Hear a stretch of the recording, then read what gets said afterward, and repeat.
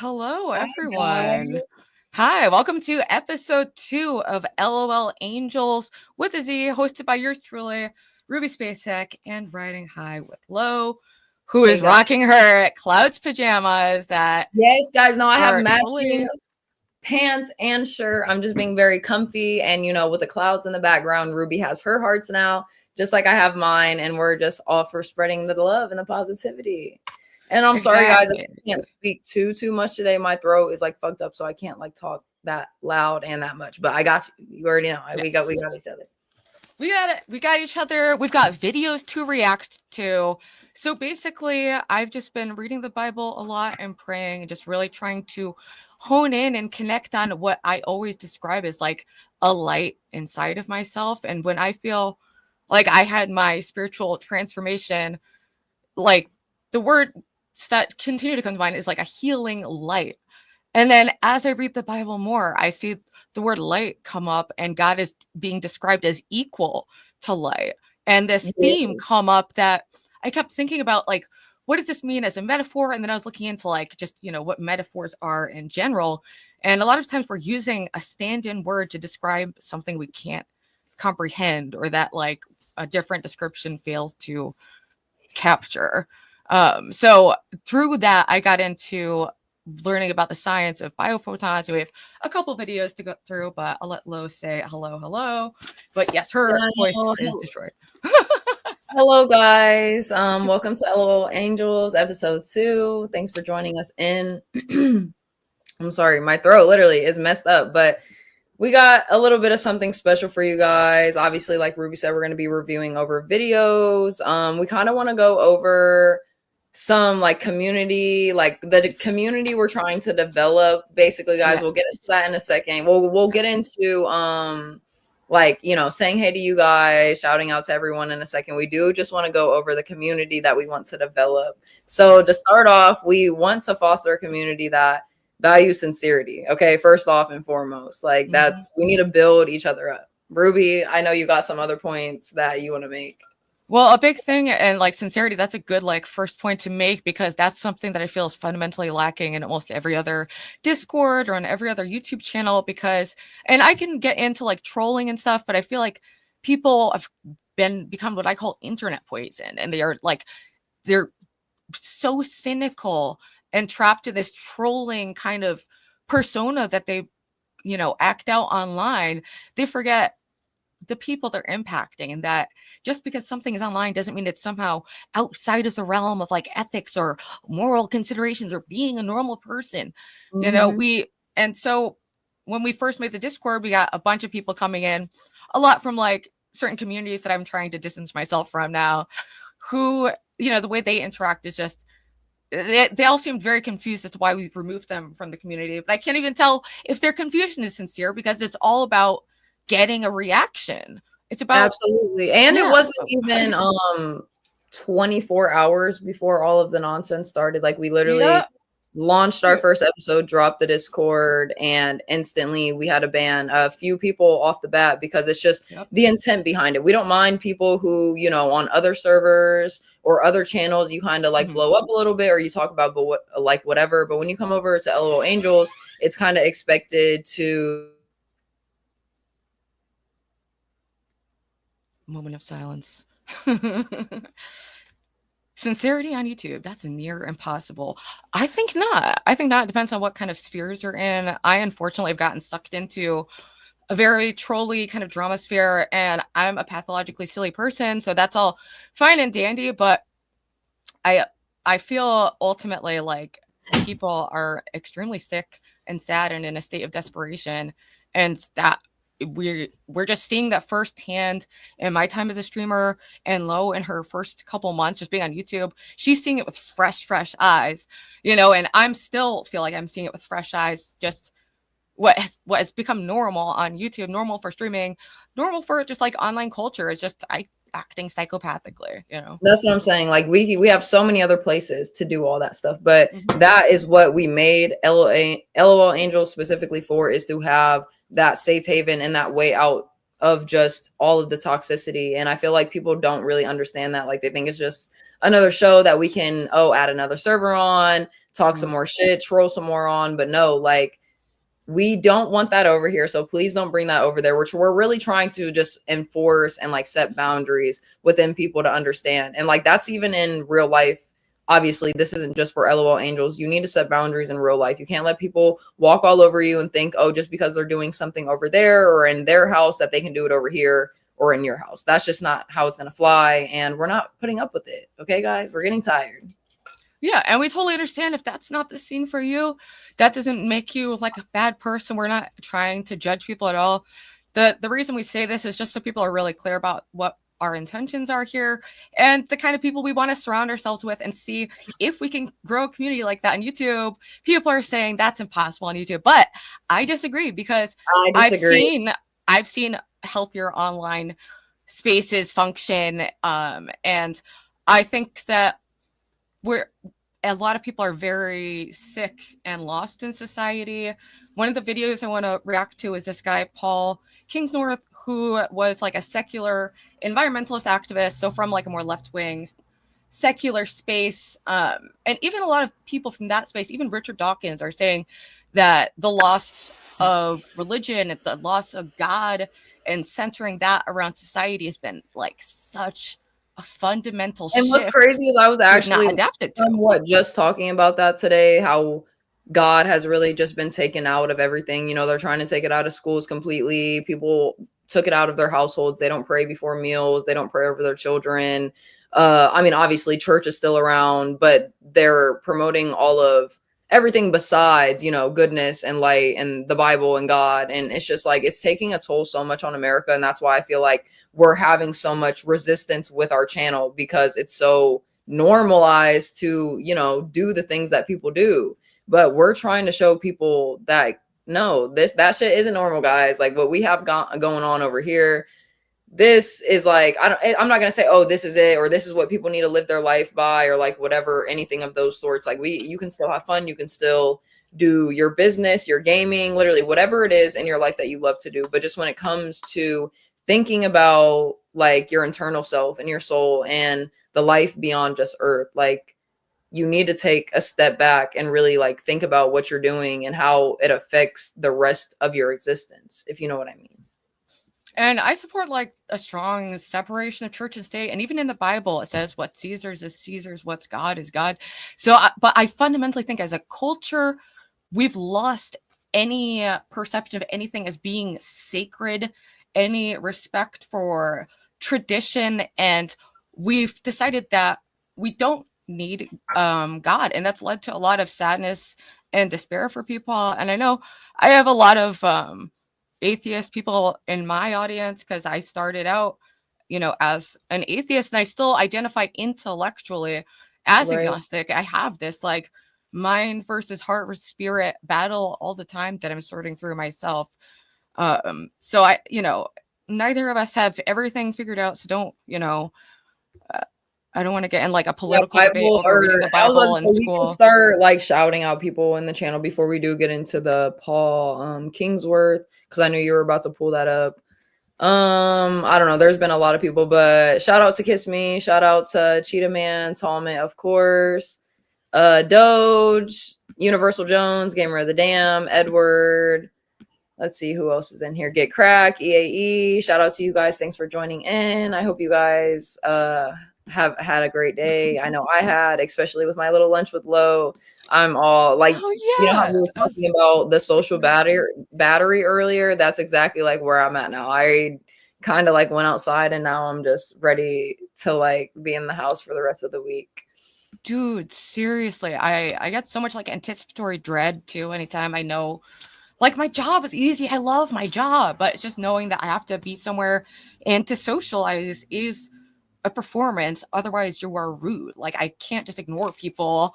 You know, I want to make people I'm interacting with feel comfortable. So that involves an effort in me that I feel like I can deplete quickly because I get so like manic and energized by like things and interactions that I like burn myself out, and then I'll be just like wiped out for like a And day no, that's afterwards. absolutely me. And that's why I kind of don't like doing multiple streams a day. Cause even just like Romano said, like, oh, you changed fast, low. Like, cause I was like, I am super still happy. And obviously, LOL Angels, guys, positivity. I love it. But, Yeah. like, just like you can just feel when your energy is just down. You know what I mean? But, and Dude, one last seriously. point before we move on, like, to just like talking and watching videos was for like developing our community, we just want to continue to show gratitude to all of our angels. Like always, we want to have our our highlighted guest or our spotlighted person every single week. We want to be able to shout you guys out and to show you all the appreciation that you guys so much deserve.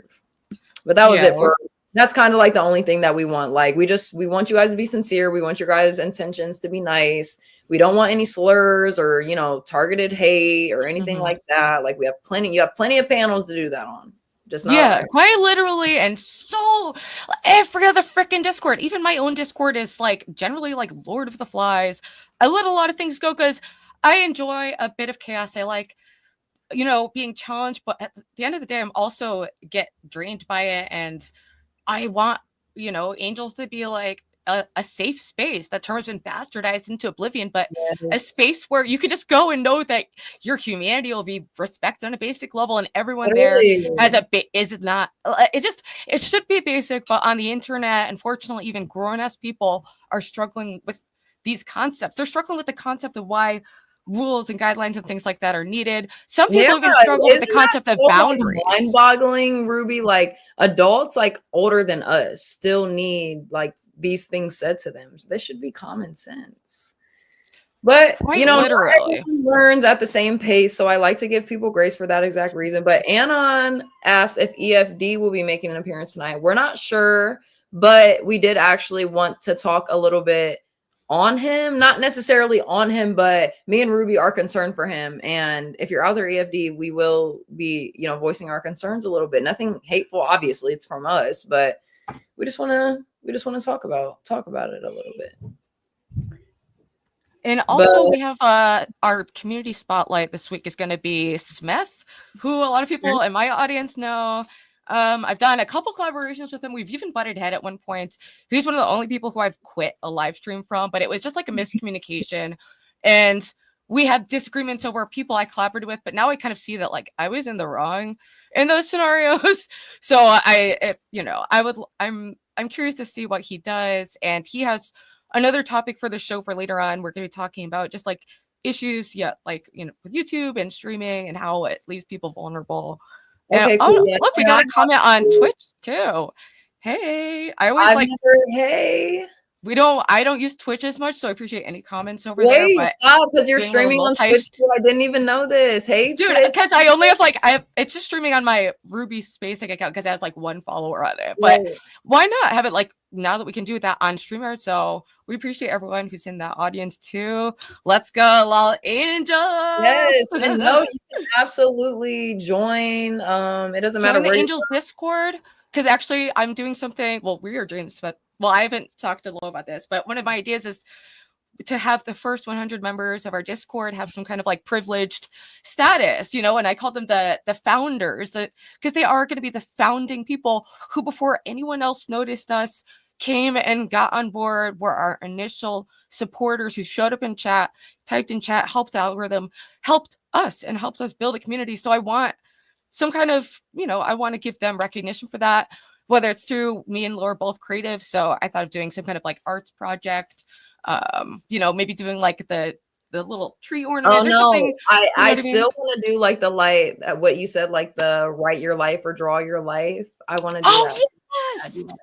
Oh my gosh, yes. Well, there's so many things we want to do, and it's both of us too, though, also are like batteries run out. Like I get these bursts of like energy, and like with streaming, it's weird because it's like it's definitely more draining than a regular interaction, and it's because you're interacting in front of an audience. So of course, it's like there's this other concern there, so it just I think No, I know too exactly what you much. mean. It's just like that thought in the back of your head, like, yeah, we're talking to each other and we're talking to the community, but knowing how many ever people watch, I can't even see from back here how many people are watching, but like, it's not necessarily, oh, you know, we do care your guys' opinion, but you know, the negative hate, and we don't really necessarily care about that. But it's just like we want to be able to make good content for you guys, and just like it's I just kind don't of want to disappoint ever. I want hard to, because like you know, Ruby just explained, that thought is always in the back of your mind, and like streaming kind of is weird, but at the same time, like I even told like the channel, like I like streaming just because it does get you, like I have social anxiety, like just in general, like I hate being out in public. I hate going to grocery stores, things of that sort. But like I'm able to talk online and to talk to people because mhm. even though streaming's weird, it's easier, I guess. It's easier. It's easier in some ways, especially for me. What I like is that it's like you can just leave whenever you want, or like it's very much in your control. You're from your home, so you don't have to go somewhere. When it ends, it ends. There isn't like, oh, how long should I stay? Oh, I don't know. There's like other things you have to think about. But Right. I think maybe should I get into the Bible passage for today Yes. and start with We that? do have our daily our scripture of the day. Obviously we've been welcoming guests in. Get Craig Z-Star, I seen one of Z-Star's messages. He said he's like permanently banned to the purgatory or something. You can come. Listen, he's been making progress, and I do appreciate that he brought EFD into the community. And I don't want to like blow up EFD spot, like, you know, and bring too much attention to him if he doesn't want that. I know he's a streamer, so attention is generally a positive thing. But I don't want him to think, you know, he's, I don't know, whatever. I overthink everything. But Right, absolutely. D-Star is a freaking troll, but he's a troll who I think somewhere deep down in there is a person who has a little bit of empathy. Do you know why I think this? Because once upon a time, Ruby had a little mental breakdown, was crying over the stalker situation a few months ago. And I think Z-Star, who had been one of my trolls, he actually felt bad for me. And we had a little video call because I also thought he was a spy and I thought he was someone else. It was confusing. But I did interact with him once in video form, so I know there's a person there. And he Yeah, no, he seems cool. It's him, just some but people, they're hard to tame, you know, if yeah. they're used to sending, I mean, the stuff that I already know, the stuff that gets sent in your Discord, it's like, it's, you know, my Discord is nothing compared to a lot of people's Discord, but just Dude. even in my Discord where I'm not going to say it's not allowed, but like I let people know, like, oh, like you can send it if you want to, like I get it, but at the same time, like I just don't, like I don't care to see it, and it's just like awkward. But like the penises, the vaginas, there's so much. Dude. So it's Wow. like, I'm lucky I don't get a lot. I don't usually get stuff like that, but I have like I picked up from collaborating with Grace in the past. She has a very, very deranged audience of like, you know, little internet terrorists. I think Ruby's frozen for a second, guys. My voice is just so fucked up, like it literally hurts super bad. Am I still back? Yeah, you know, All right. you were Well, frozen, but you're back. You're back. okay. Well, I was just saying that we are trying to build up a different style of audience, and I would like to share, you know, my same audience I normally have and bring them in and just be like, hey, if you're in our Discord, in our chat, just be respectful so you don't scare off nice, sensitive people who don't want to be around that. Because people will walk in chat, be like, what the fuck? And walk out. I've done that No, I'm not myself. gonna lie. I don't know whose Discord. I forget the name, or I think it's called like the Misunderstood. I don't know who runs that Discord, but they I invited know me to that. it's Grace. Is it Grace's? Yes, you can tell pretty much any degenerate corner of the internet. They're usually somewhere. I did. Somebody randomly sent it to me.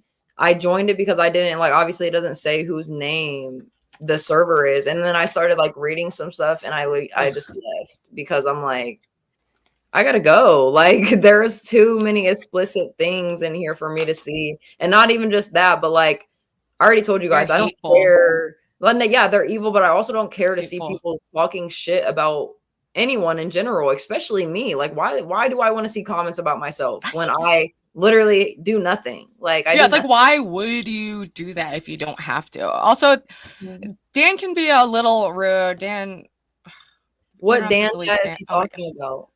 why do I keep freezing? Oops. What Dan chat is he No, talking about, Ruby? is this? Oh my goodness. Hey, Garion, twin. Hey. Sorry, I think I deleted for a second, but don't Dan Kitchen Man, as long as he's being nice, his comments. I don't know what he said that was made him a dirty. God damn. See, this is the thing. It's like when we talk about wanting space that's not like that, that the way that trolls work is everything is opposite and backwards and upside down and evil. So they think that means, oh, let's super target them. And like, let's go out of our way to be obnoxious to them.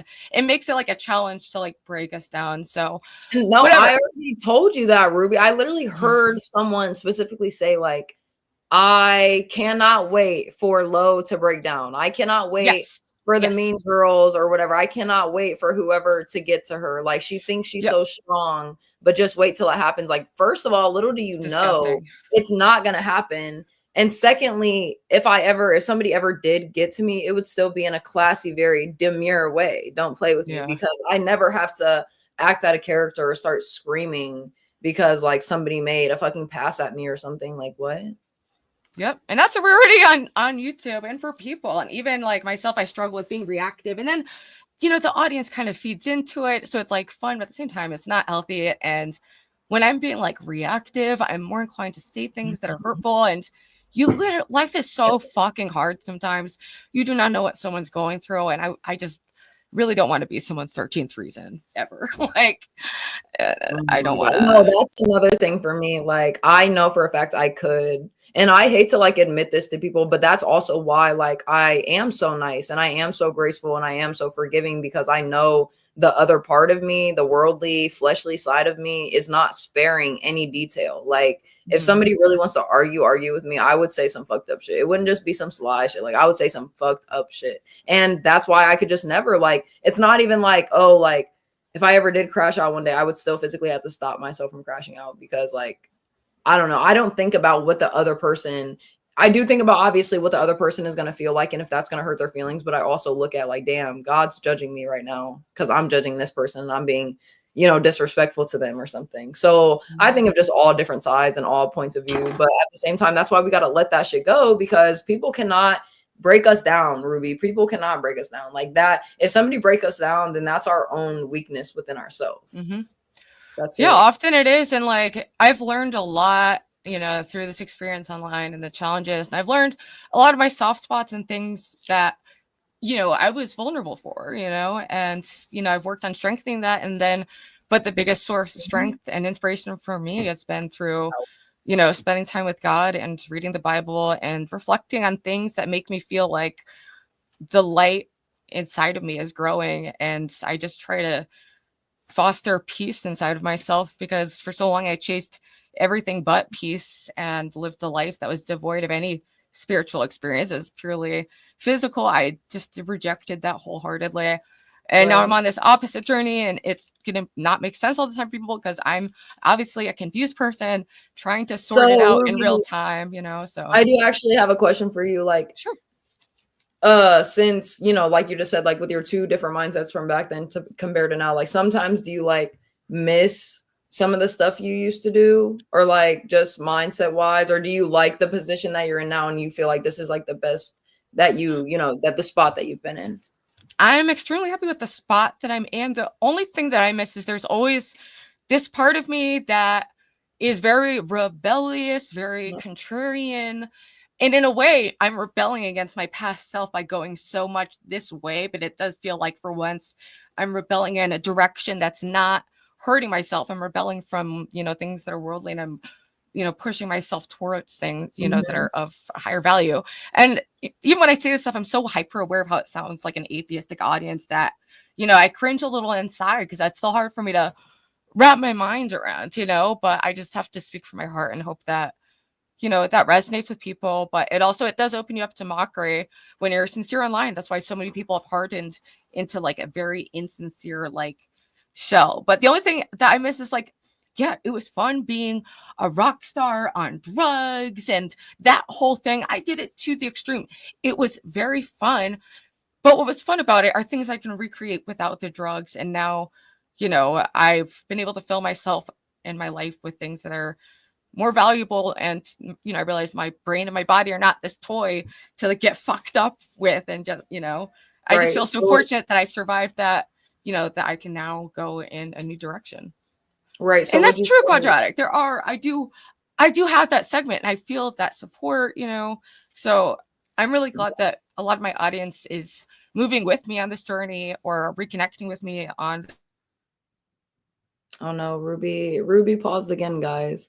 But I just want everyone to literally just do them, try to be happy, try to, just better your life in whatever way you think will better your life. Obviously, some things could be wrong because we're really not supposed to lean on our own understanding as God says. But I don't know, like even earlier, like Ruby had came up to my lunch with Lo, and someone had asked us, if we feel the way that we like talk to people, or the fact that like our channel is about positivity and like letting people grow, does that like would that bring in the like what is the word I'm thinking of? They were asking the savior complex question. No, the Or us being condescending and yeah, the like condescending we thing. get a Like they lot were of like criticisms, guys. So they were like basically like, oh, how you guys could be talking could be taken as like yeah. condescending and like forceful. But and it's like we do get that, but at the same time, Mhm. that's why we made this show specifically and our own shows. If we were going on other people's panels, it would be completely different, trying to Oh yeah. spread what we believe in, and like that's trying to be forceful. But anybody at any time can leave the channel, stop watching if they don't believe in what we're saying, or they think it's fake or whatever. So when he just like said the condescending and forceful, it just didn't make too much sense to me, because we're not doing this like going around and like spewing things and like being like, hey, like this is the right way to live life, guys, like not like, you know what I mean? It just didn't Oh make yeah. sense.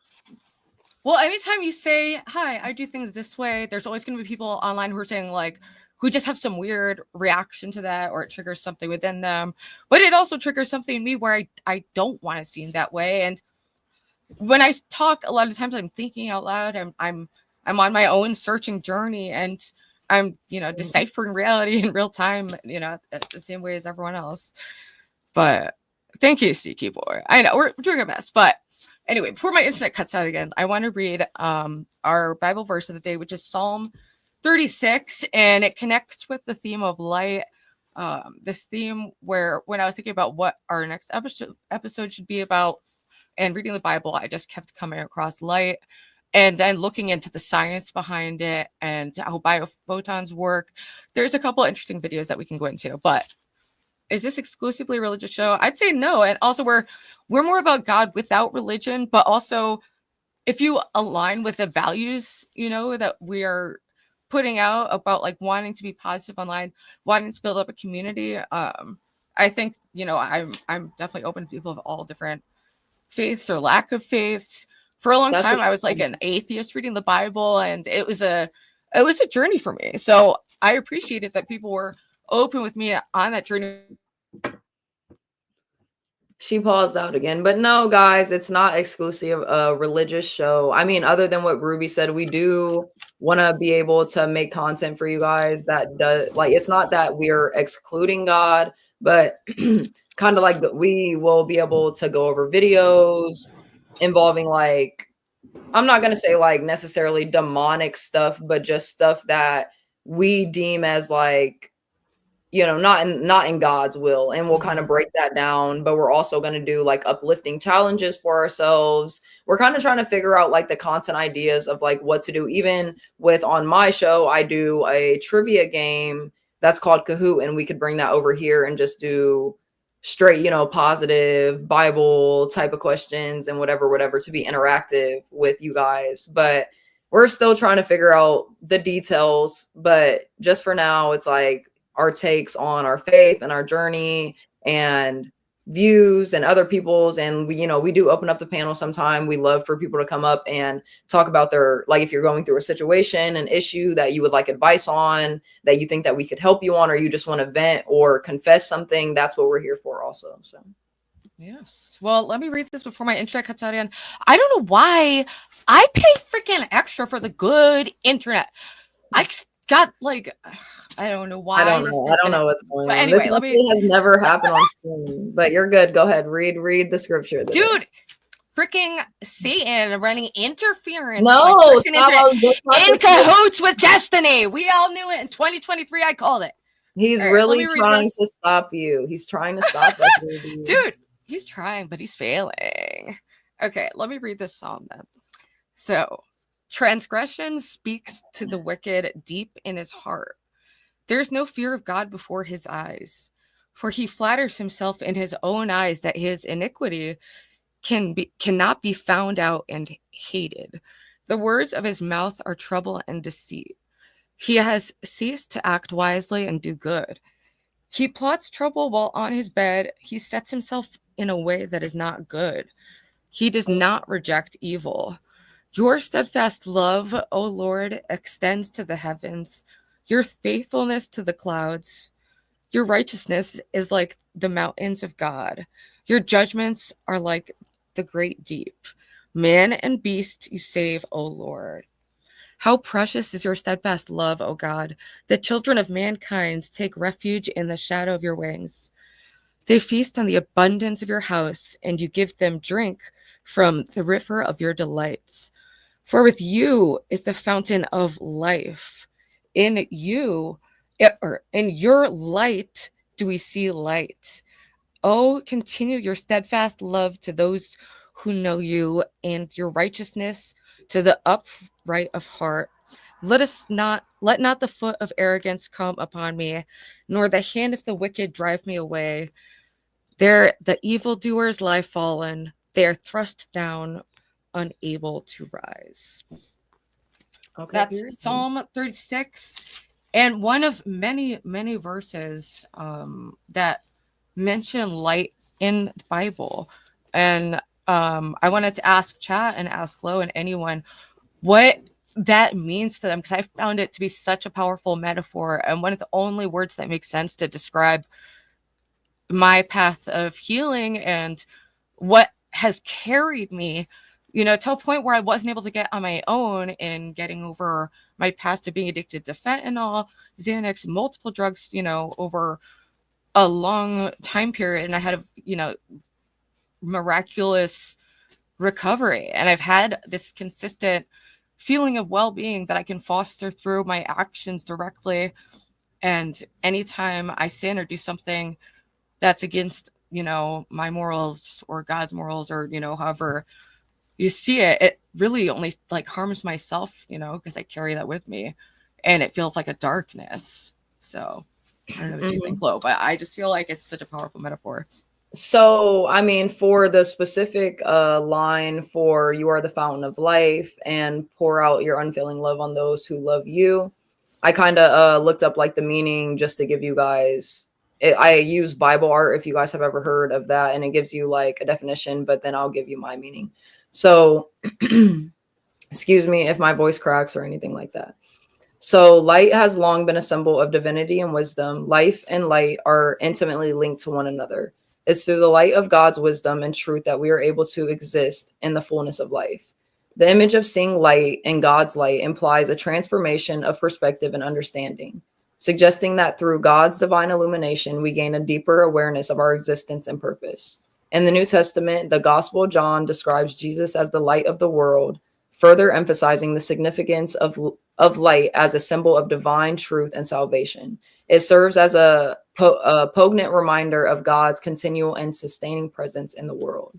So, I guess just that verse to me kind of not only shows, that God is here and with us, that's really every scripture, he's letting us know that he's there, he's listening to us. But when it comes to the lightness and the darkness, since there is so much in the world, I think that scripture alone is giving us that reminder to focus on the light and to focus on, hey, I'm God, I'm light, I'm the love in the world. And since we're all alike, you know, it would be better for one to get right within oneself to realize that, you know, light is the light of the world. I don't really know how to put it into words. It's like, it's kind of like how the one sentence said, we gain But a that's all deeper. the thing is like, it's like, that's why we use these metaphors, is because we're describing something that's beyond a human's comprehension. Exactly. And that's why one of my favorite scriptures is like, lean not on your own understanding, but like trust in God with your whole heart, because we really have no idea what more than half the world. I would say we probably got like 20% of the world down. Like, you know what I mean? Of understanding. Not a lot of people realize. You want to read this one? This is, I pulled up a couple more things online. I didn't mean to cut you off. No, you're good. You're good. But even just the first, sentence, the first thing, the most, perfect action that God took was, God said, let there be light. And there was light. And then And it was God good. is, and it was good. Yeah, he puts that after everyone. You know, he Mm-hmm. made the animals. It was good. He made the grounds. It was good. And This one. John, I am the light of the world. He who follows me will not walk in darkness, but will have the light of life. And I can only describe like my experience when I was on drugs is like being just completely devoid of a spirit, completely devoid of life force, devoid of like love, any of the things that make life worth living. I was completely hollowed out on it. It was just like I lived the hedonistic, like flesh-driven lifestyle to its logical conclusion of being like a drug addict webcam model. And Right. I Or just reached anything. It the doesn't full even have to despairness. necessarily be about that. Like, you know, Yeah. the 9 to 5 job, working your life away, only focusing on getting the bag and getting bitches or whatever, however you want to put it. Like, those are not the lights of the world. You know, getting to know yourself, getting to know God, making connections with people, reconnecting with your family, being generous, being kind. Like, those are the things that God is absolutely looking for. And like what I personally think that we should be doing. What did Jesus mean when he said, I am the light of the world?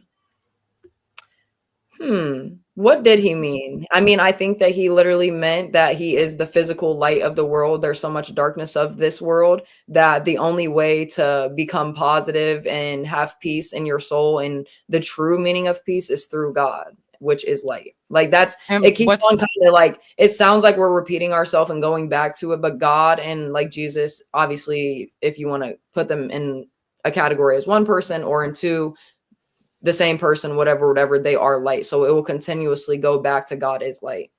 And, Jesus is the human incarnation of God, which is light. And what's interesting too is depictions of Jesus often, and many like saints and religious people, they're depicted as having lights literally Hey, whoa, glowing whoa, whoa, around whoa, whoa. them. See, hold on just 1 second. Real quick. Effing low key. I seen like you were trying to defend me, but you're just saying Jesus was a pedo. Oh yeah, we're not standing for that. It's not that I want to ban you, but you might have to be timed out for that one because we do not slander Jesus. Man. We don't slander Jesus. Listen, we might slander each other. We might do a lot of bad things, even over at this channel. Obviously, we still got the haters, whatever, but we do not. That's like number one rule, you know. Yeah, maybe we need to be more clear with that. You can be critical if you have some valid criticism, but just like slandering and saying something that makes no sense like that, like there's no historical evidence to back that up. So we definitely are against that. Even though you did say allegedly, that still doesn't change the fact that's straight blasphemy. Like, what? You think Jesus, the most perfect man who never sinned in his life, was an alleged pedo? Like, make it make sense. Don't bring that shit over here. Literally. Pavilion Also, asked all ZXV accounts are banned on site because they're all porn. He's just like someone who is like obsessed with my old webcam stuff and whatever.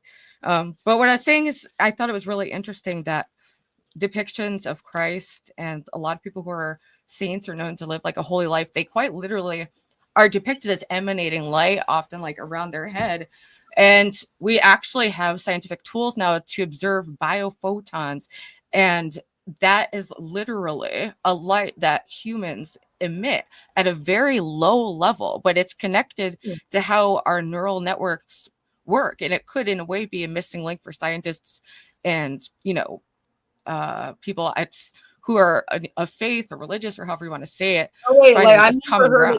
I never heard of this, Ruby. So like, explain a little bit more to me. Like, what do you mean? Well, I have a video that explains the science probably much better than I can with my words. If you want to, Yeah, no, let we me can pull pull that. that up.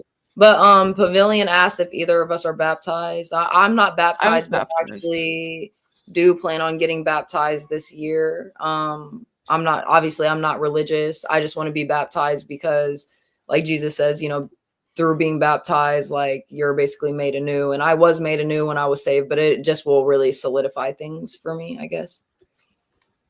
I'm gonna send this to you in the private chat because whenever I pull things up, it ends up with weird audio for some reason.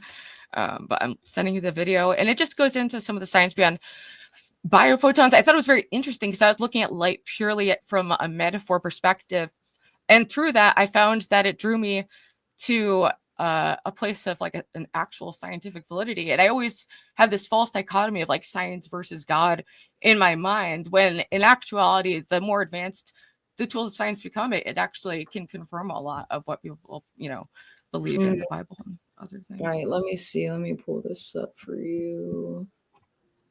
You know, me and Ruby both get the ads though, guys. Oh yeah, so anxiety. Dude, I had YouTube, like I paid for it, but it's expensive. It's like over $10 a month. Like, dude. Just not to have ads on YouTube. Dude. Oh, and also thank you, Stevie, for the $5. I just saw that. Okay, hold on. Let me pause this really quick.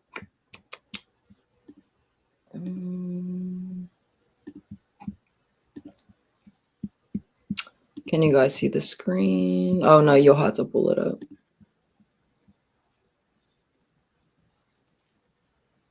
Also, I'm talking to Smeth right now, and maybe we can watch some of these videos, and he can come up in a little bit.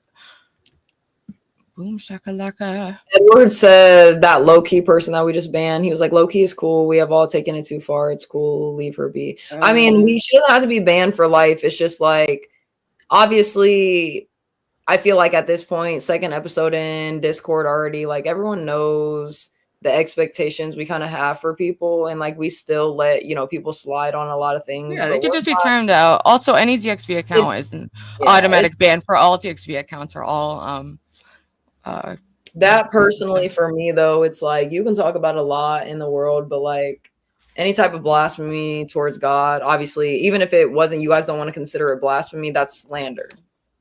It's slander.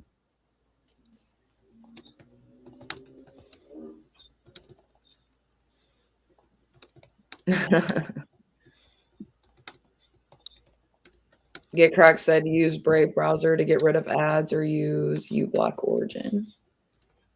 I'll have to get that like on my laptop and redo that. I don't know why. Google Chrome is just like easiest for everything. What did Universal say? He said, YouTube Premium is worth it. Of course you think YouTube Premium is worth it, Universal. It's all an obsessed psycho. He has hundreds of accounts to harass me. Oh, yeah, that's you. Yeah. I'm just saying because I don't know if the mods, just so you know, there's like some, it's just some weirdo, but he has ZXV in every single account. So no matter what, when you see someone post in their username as ZXV in the name, it is always this same obsessed person. So just ban them on site. I don't care. Everyone knows I was a webcam model. That's not a secret. That's actually an integral part of my story that I reference often. So it's not really doing what he thinks it's doing. It's just annoying and distracting. Yeah. But I'm ready whenever. All right, yeah, let's get into this video. Let me see what you're talking about with this fourth. It's called the fourth state of light, inner light. It's freaking crazy. Humans emit a type of light that is not easily detectable. All living things, including humans, emit a type of light that is not easily detectable. This light is called biophotons, which are particles of light known as photons spontaneously emitted by living tissues. bioluminescence, which is the light emitted by fireflies, jellyfish, and a few other creatures, and chemiluminescence, the light emitted by a chemical reaction in living things. I just want to pause it really quick. Have you seen those animals, like with the bio things that they're talking about, that like light up in the sand? Aren't those so cool? Dude, I've seen there's like a maritime center in Connecticut, and it they have like a dark like jellyfish room, and you can see the bio like luminescence. It's absolutely wild Yeah, stuff. no, I didn't realize that people had this too, though. And the fact that it's linked to how our brains are different than every other animal's brain, and that we can emit like 1 billion biophotons per second, compared to a mouse can only emit 1 biophoton per second. And that explains why like our brains are so much smarter, not just because they're bigger, they literally function differently and have thousands and millions of times more biophotons than other animals. That we do than other animals? Yep. Or damn, that's why it's like this quite literally could be what is being referred to, quite literally. This is the light that God, it's literally inside of us. And people who are in higher states of consciousness, like Buddhists and shit, like literally emit more of it. This is kind of crazy. Like this really relates not only like with, obviously, like you said, you've been reading Psalm and just reflecting on light and life, but the fact that you were able to come over this video just to show us, like, yes, that God is light and life, but he is within us. But that light, like you just said, is within us. So that just literally proves it. Yeah, it's wild. Are not the same as biophoton emission. While bioluminescence and chemiluminescence can be seen by the eye, biophotons cannot. Biophotons are emitted when electrons within an organism become energized or excited, and they can be useful for detecting and diagnosing health issues, as well as indicating what is happening within the organism. Biophotons are so faint that they are what is known as ultra-weak emissions of light in scientific literature. There is compelling evidence to suggest that biophotons play a fundamental role in our existence. When the emissions of biophotons by our bodies is disrupted, it often indicates a serious illness. For instance, changes in biophoton emission rates are now recognized as the earliest possible sign of cancer. Biophotons were first discovered in plants by the renowned scientist Professor Alexander Gurevich, who was studying the growth of onion roots when he demonstrated their existence, though he did not refer to them as biophotons at the time. In the following years, most studies on biophotons used biological detectors that measured a specific type of light in the medium ultraviolet range, which was originally called mitogenetic radiation. Although some scholars criticized these detectors, the most extraordinary early results they produced were accurate and have since been reliably verified using novel detection methods. Gurevich studied how cells divide and believed that something triggered this process. He didn't think this trigger was chemical, but instead that the organism as a whole used non-chemical signals to start cell division for so I actually just said like a couple minutes ago that they detected it. It is in all living creatures, but it's like millions of times more present in humans, which is interesting because as someone who for a long time my moral philosophy was based in more like utilitarianism, and I was like a vegan, and I extended my morality to all animals based on the fact that humans are no different than any other animal. So I always had that perspective, and now it's, I'm having this coming to a new perspective, since my conversion to believing in God and spirits and the spiritual realm. And I'm trying to understand what's the difference. Do dogs have spirits? Are dogs going to heaven?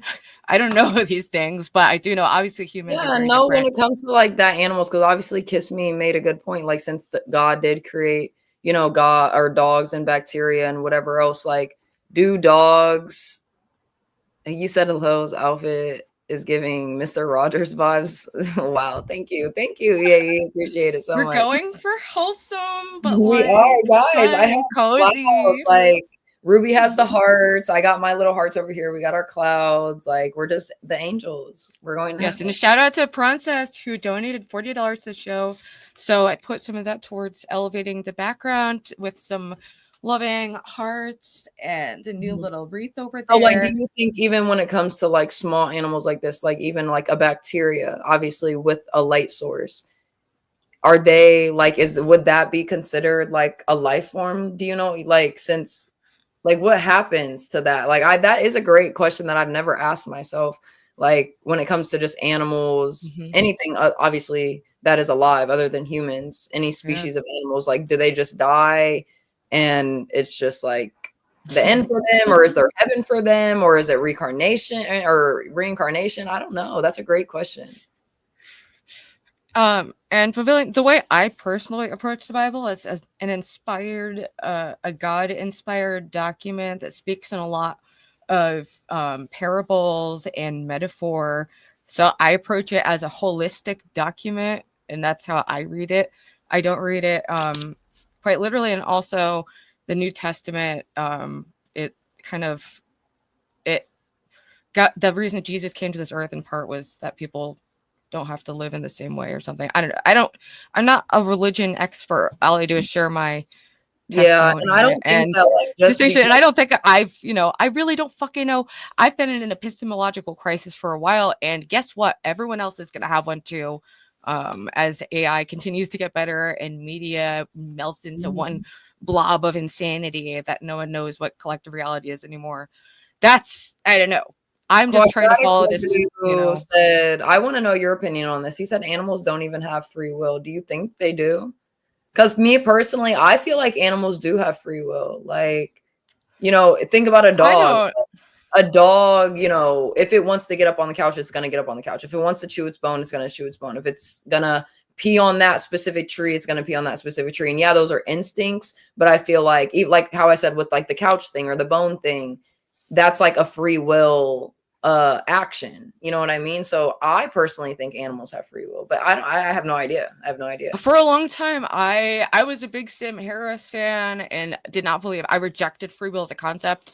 So I have very mixed feelings on the whole thing, and because everyone is in a lot of ways a product of their circumstances, but I've been trying to adapt and incorporate an understanding, and so I'm kind of in flux with a lot of my views on free will. And when it comes to animals, that's even trickier. So that question is a very, very hard one. I don't think that anyone would ever. I don't know. But okay, let me play this. For its embryonic cells. Not only that, apparently such signals could transfer information that were capable of either healing or killing the cells. By changing the glass and quartz plates during his experiments, he quickly realized that emitting photons in the ultraviolet range were the signals at play. He named these signals mitogenic rays, which was later replaced by the term biophotons. He believed that the whole organism must coordinate the emission of ultraviolet photons, which he attributed to its morphogenetic field. He was a true visionary to come up with this idea, because there wasn't any physics works to explain how such a field might work at that time. It was only after his death when physicists published a paper that introduced the concept of coherence, which helped explain Gurvich's field theory. He was very innovative and was the first person to suggest the existence of collective states and cooperative phenomena within organisms, but which he called states of mutual alignment and orientation of molecules. Collective states. The way I approach religion too is also quite, and the kind of like Jordan Peterson Jungian approach. So I do believe that this is representative of the human experience, that you have your ego, personal conscious, and then there's a collective unconscious. I haven't seen this yet, so I'm reading it. It's pretty, I don't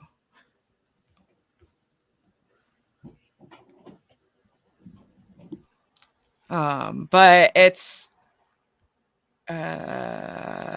here he says, spirit like God denotes an object of psychic existence, which cannot be proved to exist in the external world and cannot be understood rationally. And I think that's fucking important, because I didn't come to believe God through a rational experience. It made no fucking sense to me. It made no fucking sense to me. And it's still, I really am in a struggle. I struggle with it. I struggle, with it. So yeah. And I can say the same thing. I told you guys, when Gleek was up here and we were kind of all like talking about our experiences of how we came into contact with God. Mine was literally just one day a switch flipped in my brain, and I just was like, you know, why am I thinking this way? Everything kind of started to click. So it literally happened in the most unirrational way that I could possibly think of.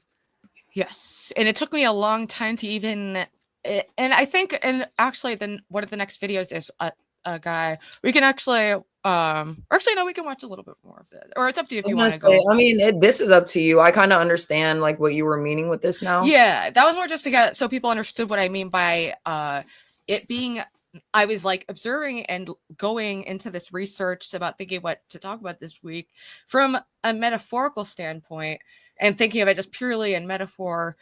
And it was just really wild to me that it took me to something that was really scientifically interesting and, you know, kind of explained in a more scientific way.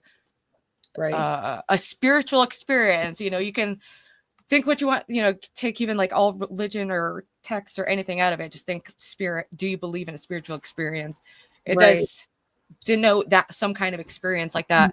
And it also shows how your thoughts can quite literally change your physical state of being. And that's not some woo-woo shit. Like if you're stressed, your cortisol goes up, chemicals are released in your body, physical things happen, and you can change that through your thoughts. And that's why it's so fucking important to have a place like LOL Angelz so that we can have a place to foster that positivity, because it really does bleed into other things that really can be transformative in your life, regardless of what you think, you know, about you can just read it and you can take it as an ancient wisdom, be like, maybe there is something to these ancient texts that have given so many people so much meaning.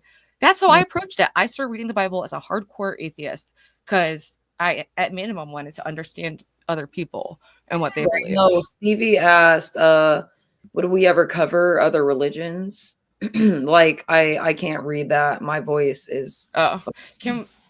Can we, if we would cover other, I mean, I have looked into other religions, and actually the next video we're gonna watch is a guy who went through various kind of religious phases, and landed on Christianity. And for me, it feels the most correct. It feels the most true. But mention how I say feel and not think. So it's like, it's really, if you're coming at it from a purely atheistic, empiricist kind of super intellectualized point of view, you know, where you're so confident in your own perception, I don't know. I don't think that's going to resonate with you. So you have to come at it from a different approach or not. It's totally up to whoever. But let me put this video in the private chat so you can pull it up.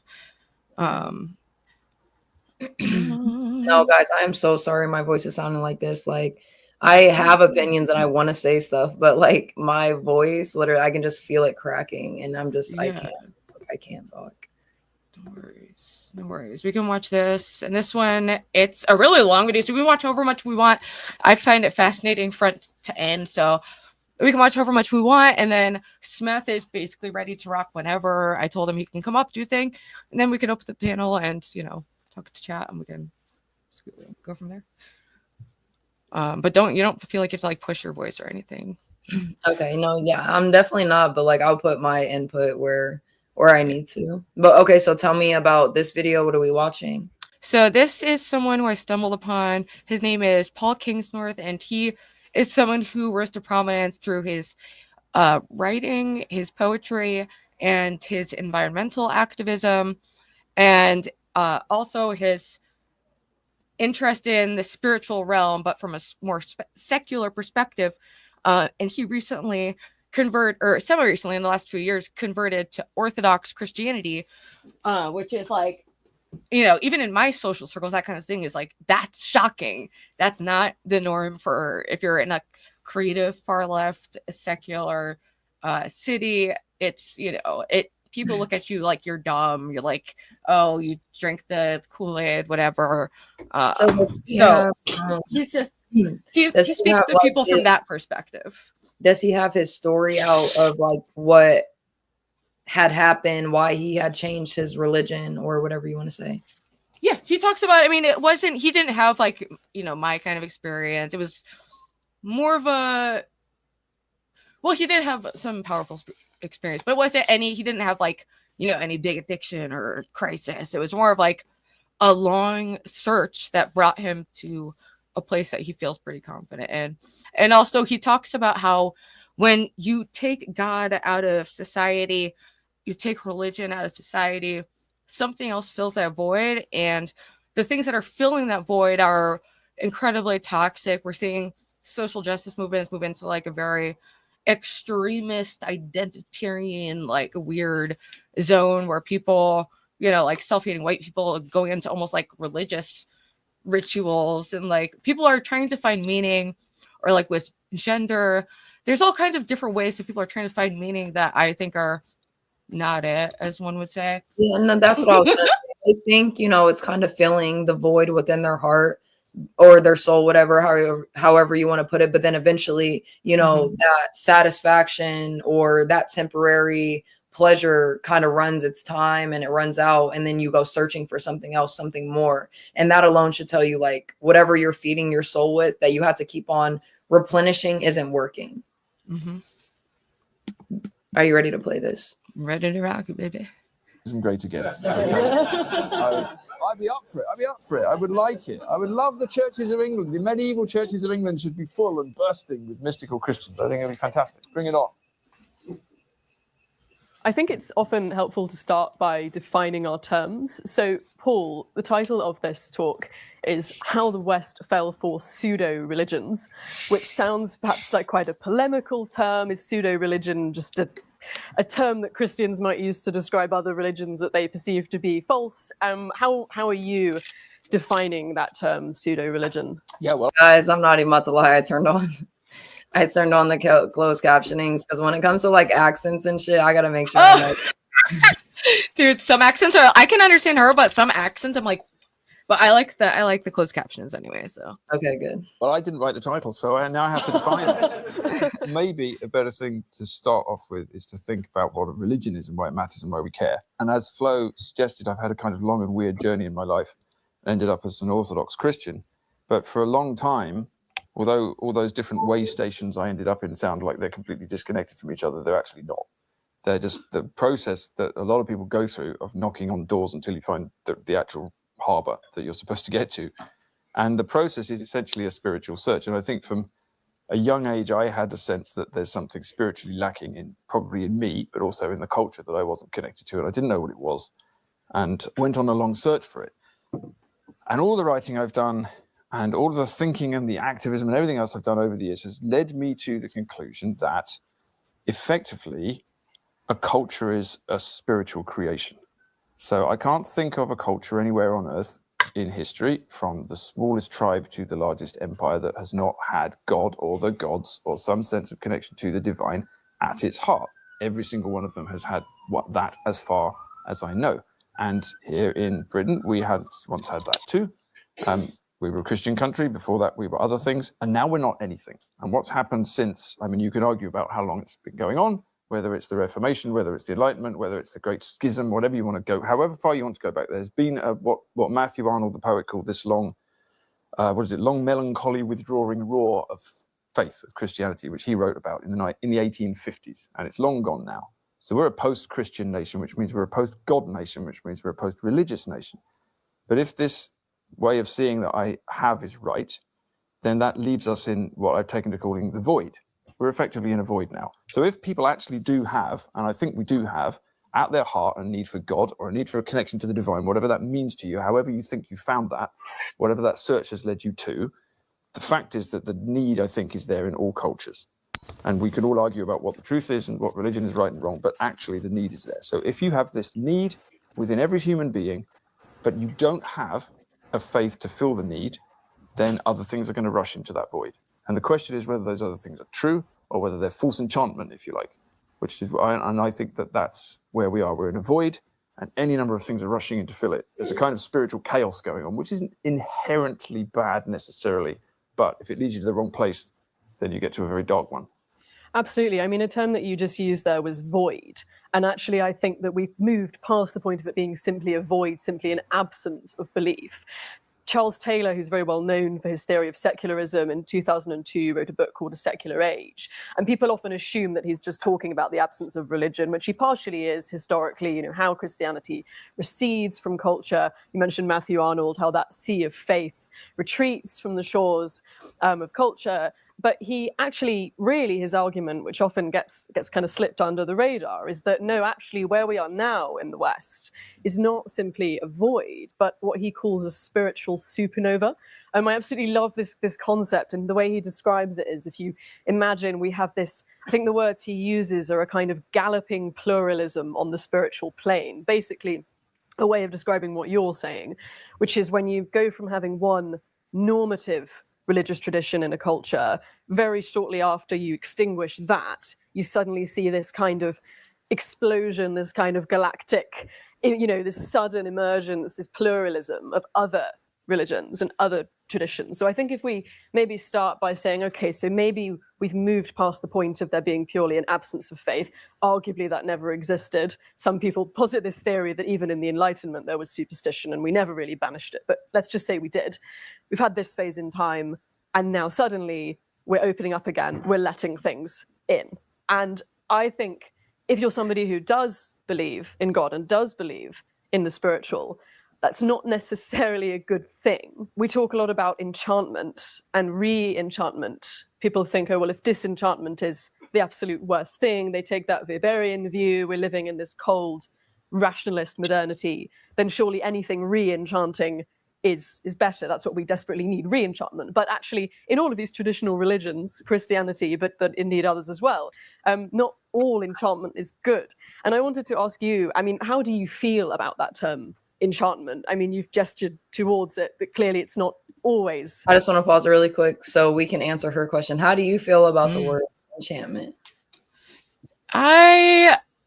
It's something that's been popping up. I watch a lot of videos like this, and it's a term that's been coming up more and more to describe the issue of what happened, in what pushed people out of the churches to begin with, and our rejection of all things that seem mystical and otherworldly as being stupid and dumb, and everything just having this very de-beautified, I don't know, it's hard to explain, but it's basically the process of not a falling out of love with something. And they're talking about how do we enchant people, re-enchant them, get them back into a spiritual realm. Right, 100%. I think just like when I hear the word enchantment, it kind of does take me or make me look in a dark place, because that's where I feel like I've heard that word the most, kind of surrounding dark things, people putting spells on you, you being put under a trance and you being enchanted, basically. So to put it in with God and what she's kind of trying to point out, I don't know if enchantment would be the right word that even God would use to say he does for us. You know what I mean? So enchantment it's not really it doesn't shed a good light to me, but at the same time it could have a whole completely different meaning that I just haven't seen it. So that's actually Smeth's backstage, so if you want, maybe we can take a break from the video and come back to it. But he basically he says what you said, and how there is the association with spells and magic, and how it actually isn't a good term. So he actually shares your opinion, the person in the video, when he responds to that. But Smeth's backstage, so I don't want to make him wait around. I invited Smeth on short notice. I gave him no direction. I said basically, 5 or 10 minute little segment we like to do, community spotlight, maybe change the name, because I was going through my YouTube studio, and then I saw in the YouTube studio there's a section called community spotlight that shows your active messages and stuff. So it's fuck, did I just take that term from YouTube studio? That is so you might ridiculous. have pretty good ideas, so we can have it's a generic term. Anyways, without further ado, we're gonna bring Smeth up. He's one of my YouTube friends, and we have collaborated a few times, and we've been in talks to collaborate more. So I thought, and he came to mind for the show because we want to, foster all different kinds of people who have like a creative impulse, who want to be a part of something that's more positive and meaningful online, whatever that means to you, as long as it's respectful of the community. So Yes, and also like I want to shout out last week's special guest, Glink. Yes, Glink and Romano Productions were fucking awesome. Glink really like the last show overall, but to me, I was so fucking happy with how it came out. Even though like it was bumpy for me at the start with all the trolls coming in, all the hate.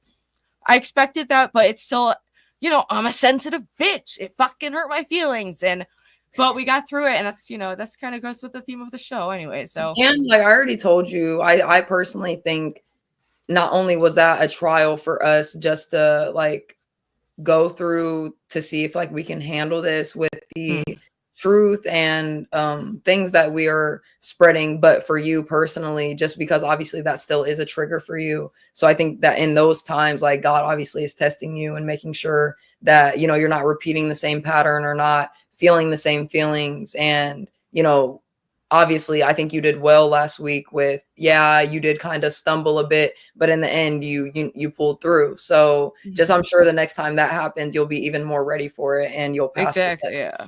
Exactly. I was so nervous too because it was like our first show and we just want to do a good job. And I've been like, we're just like overthinking it. It's like, all right, it's a stream. Exactly. We're gonna have fun and just be positive. But let me bring Smeth on. Welcome aboard, Smeth. Long time no see. I've something to say. I got something to say. And also, this is Lo. This is Lo, Smeth. Hey, Lo. You guys are gonna hate. You guys won't. Halo. Like you won't like me. You know what I have to. Uh-oh. No, nothing's. Wait, really quick before you say what you're gonna say, Smith, I want to say like welcome to the platform. We appreciate you coming on. And would you give like, I'm sorry for my voice also, would you give like a little description of yourself or your personal channel, promote yourself? All right, yeah. My name is Smeth. You can call me Seth if you want. My channel is Real Smeth. And I need to let you in on a little secret. God isn't testing you. I'm testing you. And I'm scared. Life just kind of sucks. What is going on? Mods! I'm scared. There is no master plan. You're just tumbling down a hill into chaos and misery. And, I used to believe that too. Why do you think that Ruby is only gonna fall? Well, because you can't escape death. And what within like the community of LOL Angels is death? Just humanity. So just like our viewers and our supporters, like they're gonna basically like be our bully detected.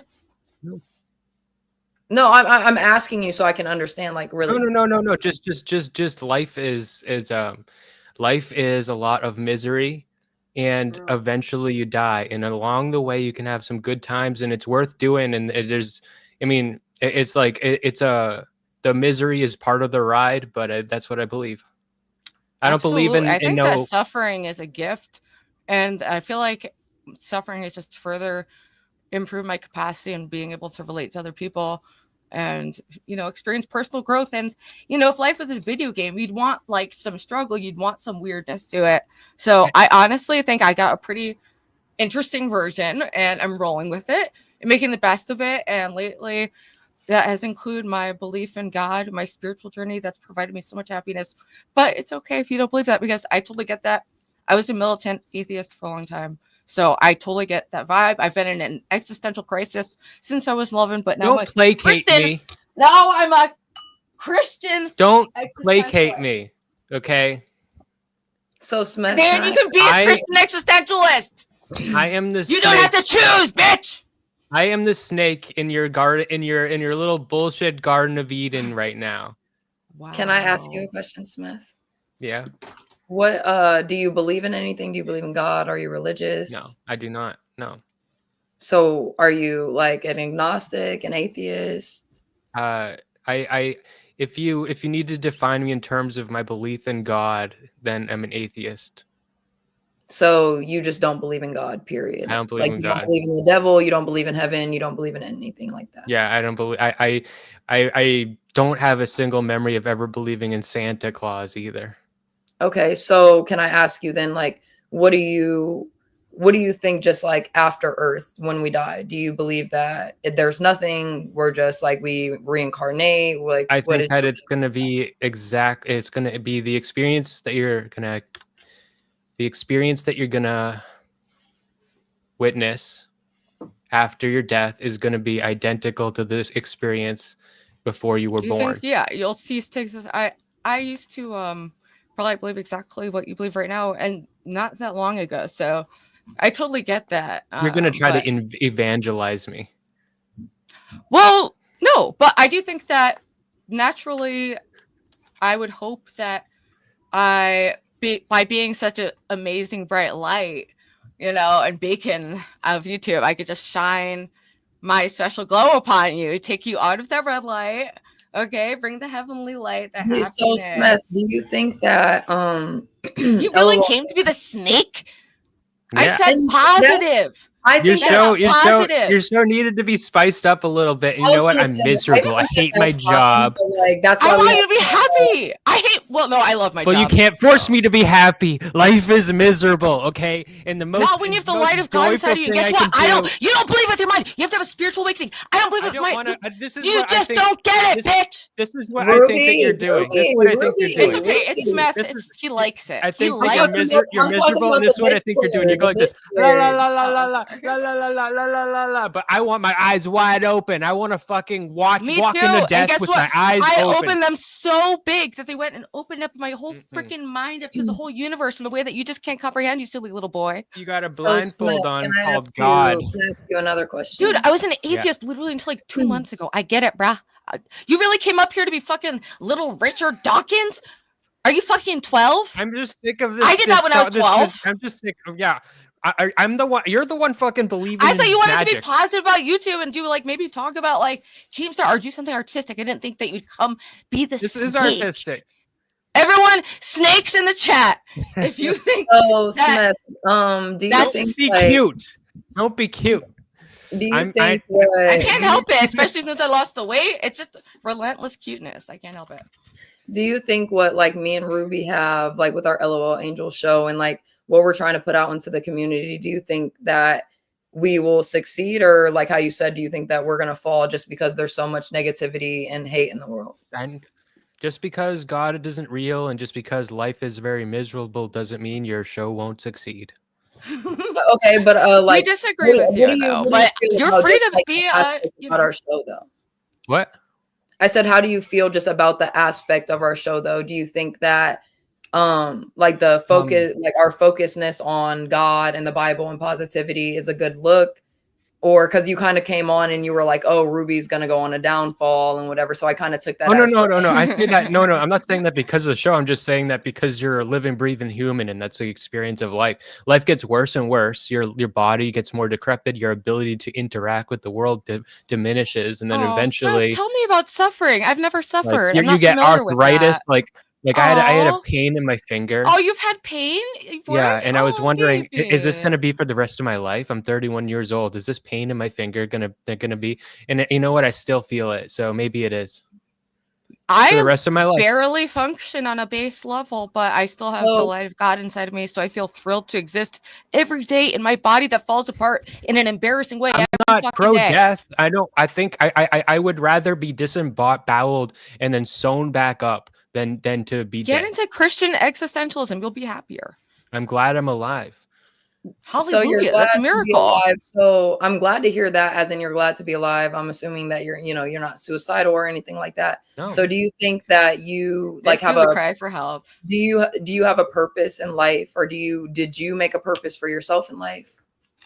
I wake up and I want to make my art, and there's various reasons for who I am and what I am. You can go back to my childhood, and that's just I think that human beings are basically like we're like cats, or like Yeah, just if you were dumb animals. Yeah. smarter than a human, you could look at a human and all of our behavior would be completely predictable. You could write formula, like I'm sure AI will solve for most of human psychology, and We could be that's what we opening are. an absolute vortex into hell. The thing is, like, you're misreading us and probably don't even really understand the message. Neither of us are religious, okay?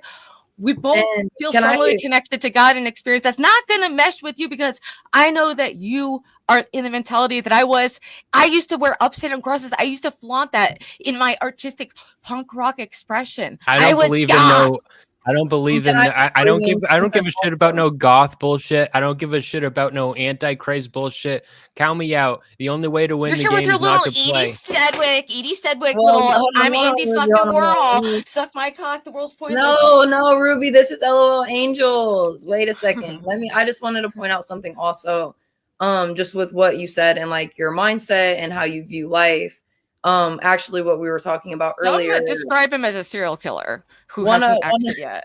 One of the points that we were talking about earlier was, how you think about yourself and your mindset is going to be what's received on the outside. So the energy that you feel on the inside, if you're depressed or you're sad or you have a negative outlook on life, is how your life is actually going to be. And I don't quite think you literally, can- look up the biophotons that we admit. We literally just went over it in the show, which I'm sure you were probably This is gonna be a masturbating to challenge. hardcore sissy hypno porn. Sorry to freaking cut you off. I think that you cannot control what you are, who you are on the inside, and I think that your philosophy means that you have a belief that you can dictate what that is and then manifest your reality different by changing some magical thing within you. But I think you are Well, like a look it up. You machine. can literally, You're a like, through your machine, mind, and you can't. biophotons, you literally emit light like that. Yeah, I literally, don't believe. it's- I don't you believe in said, magic.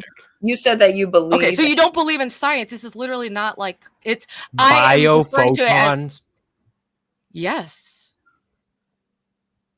We just actually watched a video. It's a scientific proof. I recently watched a video. This isn't called like Urine. some woo-woo bullshit. I get it. I've been re- exactly in your fucked up little mind saying, why are you trying to spread misery? When I I said, recently come on, watched a be video artistic and called- creative. I didn't say be the embodiment of Satan, trying to be like, hey guys, I know that you like your little North Korean dictator daddy in the sky, but over here with the artists. Okay. I recently be watched a calm. video called Urine giving Good Health. Angel- It's about how the drinking of urine is incredibly good for your health. Oh yeah, and they I've have all these some people, friends oh who yeah, tried it's that. absolutely scientific. I injected it into my blood. And I don't agree with that either. So do you- if you don't believe in God, do you believe in science, or what do you believe, like, in that aspect? Yeah, I believe in what can be proven and is real. I believe Do you in the trust your things that are real. perception? Do you think that you have a pretty solid There are perception? times when I don't trust my perception and I have to What's your constantly like gauge that. epistemological like truth finding process generally? I use my senses to the best of my ability, and that's why I'm against drugs and alcohol, because they impair your ability to Hallelujah. engage with alcohol, engage with reality, just like religion does. I think religion is a mental illness. Okay. That'd be an upgrade for my current mental illness then. So That's hallelujah true. for that. That is true. That is true. So do you not see that we are lurking with the fucking life or death? You want me to relapse? No, So Well- no, Ruby, no relapse. No relapse. maybe you're better off. So Smith, if you believe in science and you believe that everything, like you said, has to have some type of proof, I know that you've probably seen videos about like how everything in the world, even down to like gravity and atoms, everything is perfectly like connected within one another, so that even when the Big Bang happened, everything had to happen exactly the way it did, or it would have exploded, or just anything. You know what I mean? When it comes to just how perfect and calculated the world is, does that not like make you ponder in your mind that there might be a creator behind that? Or how do you think that the world No. become so perfectly in line with one another? Wait, so I think no, like it's a giant chaotic Rube Goldberg machine, and you are one little point in it, and you think that there's something special or unique about what's going on here, but I don't think that. You can still Okay. find happiness without that to some degree. I mean, you can still find a lot of meaning and purpose, or like tap in. Do believe in like the collective unconscious? Do you like, does any No. of like young No, resonate but with you? Or are you more of I a, believe you're a in, Freud baby. He likes Freud. I do, and I also think that I mean we're going very. I'm trying to stop like my maybe you could call it like ADHD, where I go topic, and by telling you that I'm trying to stop that, I'm doing the very thing that I'm trying to stop. I might be that. But too, yeah, but the you doctor said. definitely are that. My doctor fired me and the clinic fired me. Isn't that crazy? I But- think that collective unconscious. I believe that there are. Suppose, I no, I don't know. I believe in social enmeshment. Okay. Could you explain to me what social enmeshment is? I don't know what that is. So in ancient Greece, they had a culture where pederasty was normal, and they would like the grown men would have sex with like Oh, yeah. teenage boys. And today, that is upsetting to us, and we find that disgusting. And I think that we are socially enmeshed into a culture where we all like agree that that's disgusting, and that's because we're enmeshed psychologically. But isn't that just another word for what I'm saying with the collective unconscious? Like, Yeah, that's what I'm saying. Like, I'm saying, but collective unconsciousness, social enmeshment has roots in psychology, but collective unconscious is a term that can. It can be looked at through a God perspective or a secular. It can be looked at from like both perspectives, and I've looked at exactly. It from both That's why I don't use that word. I had to, and I would never debate God or religion because I intellectually to this day struggle with it. I had to have a very profound experience when I was in fentanyl withdrawal that completely flipped my world upside down and has sustained itself for years. And some could say that I'm bipolar psychotic. I disagree, and I'm leaning into the God thing. But there are, you could say, like explanations that could be, you know what? What's fucking but wrong never with fully satisfactory. Who gives a shit if you're crazy? Who fucking cares? You're crazy.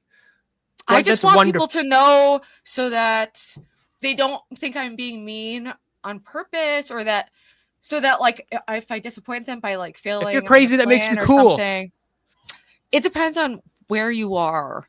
Yeah, well, yeah. If you're being self-destructive, that's not cool. But I just mean you're of a unique mind. And I mean, it took a lot of suffering to become crazy, but also there's that makes you interesting and have a unique perspective. Exactly, and that's a beautiful thing. Kiss Me makes a good point. What drives you to keep on living every day? I think that's just like baked into life. I think that we have I am terrified of death. I want to do shit. I want to eat food. I want to jerk off. You create though. You have an impulse to create. Do you know how many people don't have any impulse whatsoever? So already you're tapping into some kind of life experience in a more intense way. Like, why not just own it? I think there's a very sad way to look at an impulse to create too. There's a sad way to look like at every impulse. You could say like, oh, look at the old cat lady trying to, fight against her own immortality by making, fucking negligees. Okay. And but so whatever. You said like, you wanna do stuff, you wanna wake up, you wanna paint, you wanna do things, whatever. So what like do you have any like goals though that you aspire to be? Like you said, you want to be something, you want to do something. So it'd be nice if my life could get a little better. It'd be nice if I had a little bit more stability, if I didn't live paycheck to paycheck, if my job was a little better. And I'm working on those things and working on my mental health and learning how to advocate for myself. I want to build a better portfolio of my art and maybe develop a better career. And these are all things that because I want to reduce. So life is suffering, and I think that every day you have to fight to reduce your own suffering and reduce the suffering of those around you. That's taking the first step to that encouragement that we're kind of trying to give. Yeah, well, I'm not pro suffering. We're trying to make a. I'm just anti mind virus. And I know that I'm coming in. I'm saying that, I can see you got like a little, I'm doing that because I need to spice it up. I'm not coming in here to hurt your feelings. Did you even watch our first episode? You think we need to be spiced up? We've been Yes. over seasoned with spice. I bitch. tuned in for this show for like 10 minutes and you guys are like I noticed you like started to watch some video about some like magical like force within us, and I'm just like, oh god. Wait, biophoton? Like, are you not understanding that this isn't But you like I'm said not that talking you about some made up? believe. Just Google it, bruh. You said that you Like, believe in science. that's just regular science. If you believe in science, why was that like magic to you? I didn't watch it. The quantum world is fucking magical as fuck. Yeah, reality's think crazy, bitch. the It may as quantum well be world- God. the Get on quantum world board. Ruby, no appears bitches, magical no because we bitches, don't- no bitches, Ruby, no I'm bitches. sorry. I'm sorry. The quantum world appears magical because we're unable to directly observe it, so it's very strange. Yes, and because our stupid little human brains can't really perceive everything, we're Yeah. hallucinating a lot, my There's a brother. limit to how small we can look and how big we can look. Yes. So don't come in here with this mind virus bullshit, though, just because you have a mind Well, you're virus the that one- instantly stereotyped us as some like bio. You don't know either of our approaches to Crazy. any of that. You guys are crazy. I'm crazy. Crazy, sexy, cool. I agree. You got Why do you say that we're crazy though? I actually think that religion is a type of mental illness. But did you I not have because listen- when you think that to them it's like believing an imaginary friend, and even to me when I saw my mom was a worship leader in a church, when I saw people speaking in tongues, it made me feel uncomfortable and like everyone was extremely mentally ill. When my mom would talk about angels and stuff, like it made me I know what that perception feels like because I have been there, and it's just interesting how much your perception can change once you experience it's that not kind of just angels, experience. I'm- But I just hope that you can have the same experience that I did, me and you're gonna feel Everything- just as silly. You're gonna feel just as When silly, you- and then Smeth Whatever. 2.0 is gonna But pop up and me- be like, "Hey, I me think and that Ruby- it's like you want to pretend you're not going to die, or you want to imbue things that happen with meaning. You want to imbue some bad things that happen to you with meaning. But really, Of in course, that's reality, there natural. was no meaning, and there's no reason you don't or know what purpose for the bad things that happen. You can't even begin to comprehend the actual true nature of reality as the stupid human that you'd say you are, and that I'm a little probably think that closer we all than are. you. I think that you're a little further. It's all perception, baby. Mm. And do you, I don't know. You I'll said pray for you, bitch. I'm sorry. That's the last bitch. Listen, Smeth. So you said that you didn't watch the last episode, or really even the beginning of this one. Me and Ruby, we aren't religious. We don't follow into religion. So, like, being that, how can We're not religious, my brother. Well, you sound it. Exactly. You're confused. You were both brother? trying to like. Oh, I was baptized. Were you baptized? No, I wasn't baptized. Oh my No, God! Someone asked. No, yeah, Someone asked. We had don't asked- like check for baptism at the door. someone had asked us if we've been baptized, and yes, we do read from the Bible because that is God's word, and we are children of God. But I mean, You're I not can't. religious. Yes, I'm Well, not. first religious. I'm not Christian. we I'm both not identify I'm not Baptist. as like not like religious, but we both had our own approaches to religion. I still intellectually in my mind kind of identify as an agnostic, in that I don't believe that humans can even really begin to perceive the ultimate truth about reality. But I'm, for the first time in my life, entertaining the reality that I perceive to be the spiritual realm, and that can be explained in scientific terms through looking up fucking biophotons. It's not some woo-woo shit. Just Google it, my brother. All right, And what is I'm that, just like a child. I'm bioluminescence? just a child of God. Like, I personally feel like, obviously, anywhere in the Bible, it doesn't speak about being Catholic. It doesn't speak about being a Christian. It doesn't speak about being a Buddhist. So, like, that's personally why I don't believe in religion. But that's why I read the Bible also. It's like I can believe in God and I can believe in the Bible without believing in religion. It's very Mhm. like where I can tell. I also identify for a long time. I just said, hi, I'm spiritually confused. Like, I'm a spiritually confused agnostic Christian. Now I'm moving into like being a little more firm in my faith, just because of my experience in that way that I've been able to perceive reality. But it's such a individual thing that I can't. If you're not even interested in starting to go down that journey or knocking on that door, as one would say, of course it's not going to be something that you perceive. You But believe respect that, like, bro, I grew up on the Dawkins, on the Samirs, on all that fucking shit. I was an atheist. My channel got its jump from Atheism is Unstoppable. Like, I've been on that shit, my brother.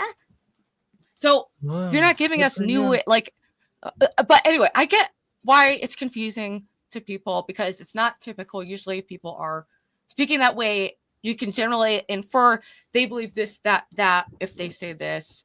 But we want to be a show where people can, have more nuance. Do you believe that there was a meaning to your suffering? Yes. I have a. You believe that there was a. You believe that I wasn't saying yes for Ruby. I thought you were asking that question in general, and I think there is a lesson and something meaningful out of suffering. Yes. And there's a purpose for it, and there's a plan for you.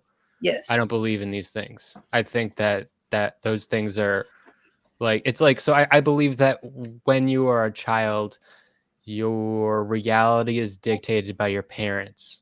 And so that's kind of, and then you grow up and your parents are gone, or you have more freedom, and it's like, so who dictates my reality? And the answer is nothing. You're just kind of adrift in the chaos, and psychologically it might feel nice to cling on to something and believe that there's like a force out there, like a parent looking down on you. Why they call it and the really you're opiate of the alone. masses. But we disagree with you, but I think it's okay to disagree with you. And even I made a whole video about Sasha Grey existentialism and how what it means to make, you can create, even in a secular world frame, you could still create meaning to your life and make the best out of suffering. But if you are in a mindset of kind of stewing in like rage and hate and bitterness at the world, like I didn't say had a lot of huge blows. I don't think rage and hate are good. So do you think that like your mind would be open to some of the things that we're saying, or are you just really closed off from everything that we're saying? I'm very closed off to what you're saying. He's very closed off. But what we can do, that the avenue that connects us is the desire to move away from Keemstar's YouTube, okay? To move something that isn't just based on ritualistic humiliation of other humans. We can all agree that humans on YouTube, because of the world we want to live in, the world framework we want to live in, we can raise the norm to have a higher level of respect for all individuals, including lolcows, aka very mentally ill people online. My biggest problem with Keemstar is that he creates a system around people's like spirals, and like once you're tattooing liar on people's faces and making people wear shock collars and shit, it's like, dude, if anybody thinks that you're not like a sicko, like he's like it's gotten so deranged. Yeah, like I had to stop watching because I'm like empathetic. I was gonna say we can like pan off of like the Bible conversation really quick if we do want to talk about, like, if you do know about LOL Cal, and since you don't believe in, God and the devil and things like that, how do you just feel about their show and what they're putting out into the universe and into YouTube? I made a video recently called "I Don't Like Keemstar." I've never watched a full episode of All Cal Live. I think at its best, it's morally bankrupt. He basically employs people and then like does things that should never be permissible for you to do to your employees. Yeah, and what he should be probably sued. There should be a class action lawsuit against him. We can definitely all agree on that. And just because me and Ruby have talked about, obviously, in our points and our aspects of the demonic that's going along in the show, but when you just put it in your words, it's exactly like what we're saying with that. And it's something that, lines that people should never cross, especially as a businessman and with the employees. As an employer. Crazy. It's crazy. Yeah, he like talks about it like he lords the money over people's heads like that, like, and then he gets them to do like fucked up stuff. Or he'll just like not pay someone like as a punishment. Like really, that's what I'm saying. Insane. Like, and people think it's fake, but as someone who's participated on the show to some degree, they never gave me, like, I know they do a script, but Becky is in fact shaving her eyebrows and pouring honey on her tits, and fucking the shit is deranged. Humiliating And herself for the money. they are having Keemstar will text like Boogie's girlfriend and have her go in and smash his like memorabilia that can't be fucking replaced. These are just extreme. Imagine if your boss could just come in and destroy your shit and then rub it in your face. Boogie's girlfriend sucks. I mean, she's really young. I found her to be kind of like, like sweet. I don't think She just does what Keemstar says. Like, no, yeah. I mean, I could see. I think she's hot. In she's an hot. environment she doesn't understand. I don't think she gets what. She looks like who is it? I forgot her name. She looks like the girl from the Shining, Shelley Duvall. But but also if your boss can call up your girlfriend and your fucked up insane boss that like whatever like third world rules, like he can as if there's no rules for how you're allowed to treat your employees, can call up your girlfriend and then she'll smash up your shit at his like behest. Your boss needs to go. Your girlfriend needs to go. Something is seriously wrong with your life, and no amount of money can justify that. And people believe, if you throw enough money, any amount of maltreatment's okay.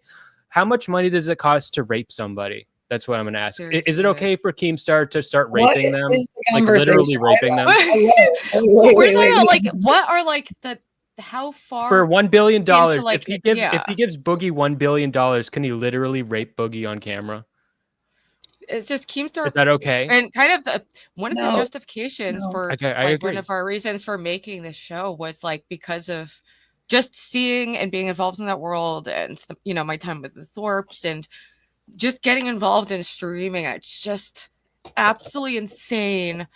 Well, it just seems like there's no one looking out for really, really, really vulnerable people online who are just getting cyber stalked. And, look at like Chris Chan and like people like that. And even like Boogie and Wings, even though they do despicable things, they're just utterly dehumanized. And I'm sure Keemstar is gonna do a lot to help their mental health. There's like part of me that really wanted to believe that like, he was having some kind of like spiritual maybe like turning point. There is a way that like you could have done like a fun lolcow show that actually helps them, and that's one of the things we wanted to hear is like have all different kinds of people on and reach out to there's another streamer we're talking about that just people who we see people like laughing at who are like obviously it's a cry for help. Like what's happening? Think the appeal is to watch these people do crazy shit.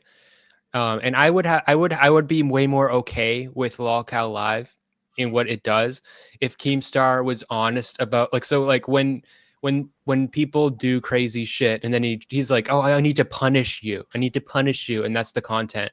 But I think that I would be so much more okay with it if he would admit that like he's not like he's acting like he's a better person. He needs to bestow punishment on them. You should be like, we love it when you do fucked up shit. We're all depraved, and now I'm gonna whip you. And you're like, it would be so much more honest if it was honest. Then there would be no deception or no manipulation. We're all just doing crazy. It would be like Jackass. Yeah. But now it's like Jackass, but instead of like they're all like agreeing, like we're gonna all do this stupid shit and we're all gonna get hurt and humiliate ourselves. I did hear from one person, someone actually calling Becky out, basically talking about what is it called, NDF or their NDA, the non-disclosure agreement, and that is in their contract of being able to basically do pranks and have them humiliated. So it's like they're signing up for that. And I do feel bad because like he really is like kind of spewing out something that's not gonna like better their mentals or just their self, period. Just like he's giving them money.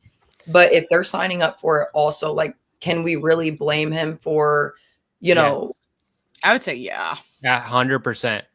I mean he definitely takes it to just so crazy. That's like the question. So if you believe that, then if I pay Boogie $1 billion and he agrees to let me rape him like violently on camera, but if he agrees, it wouldn't be rape.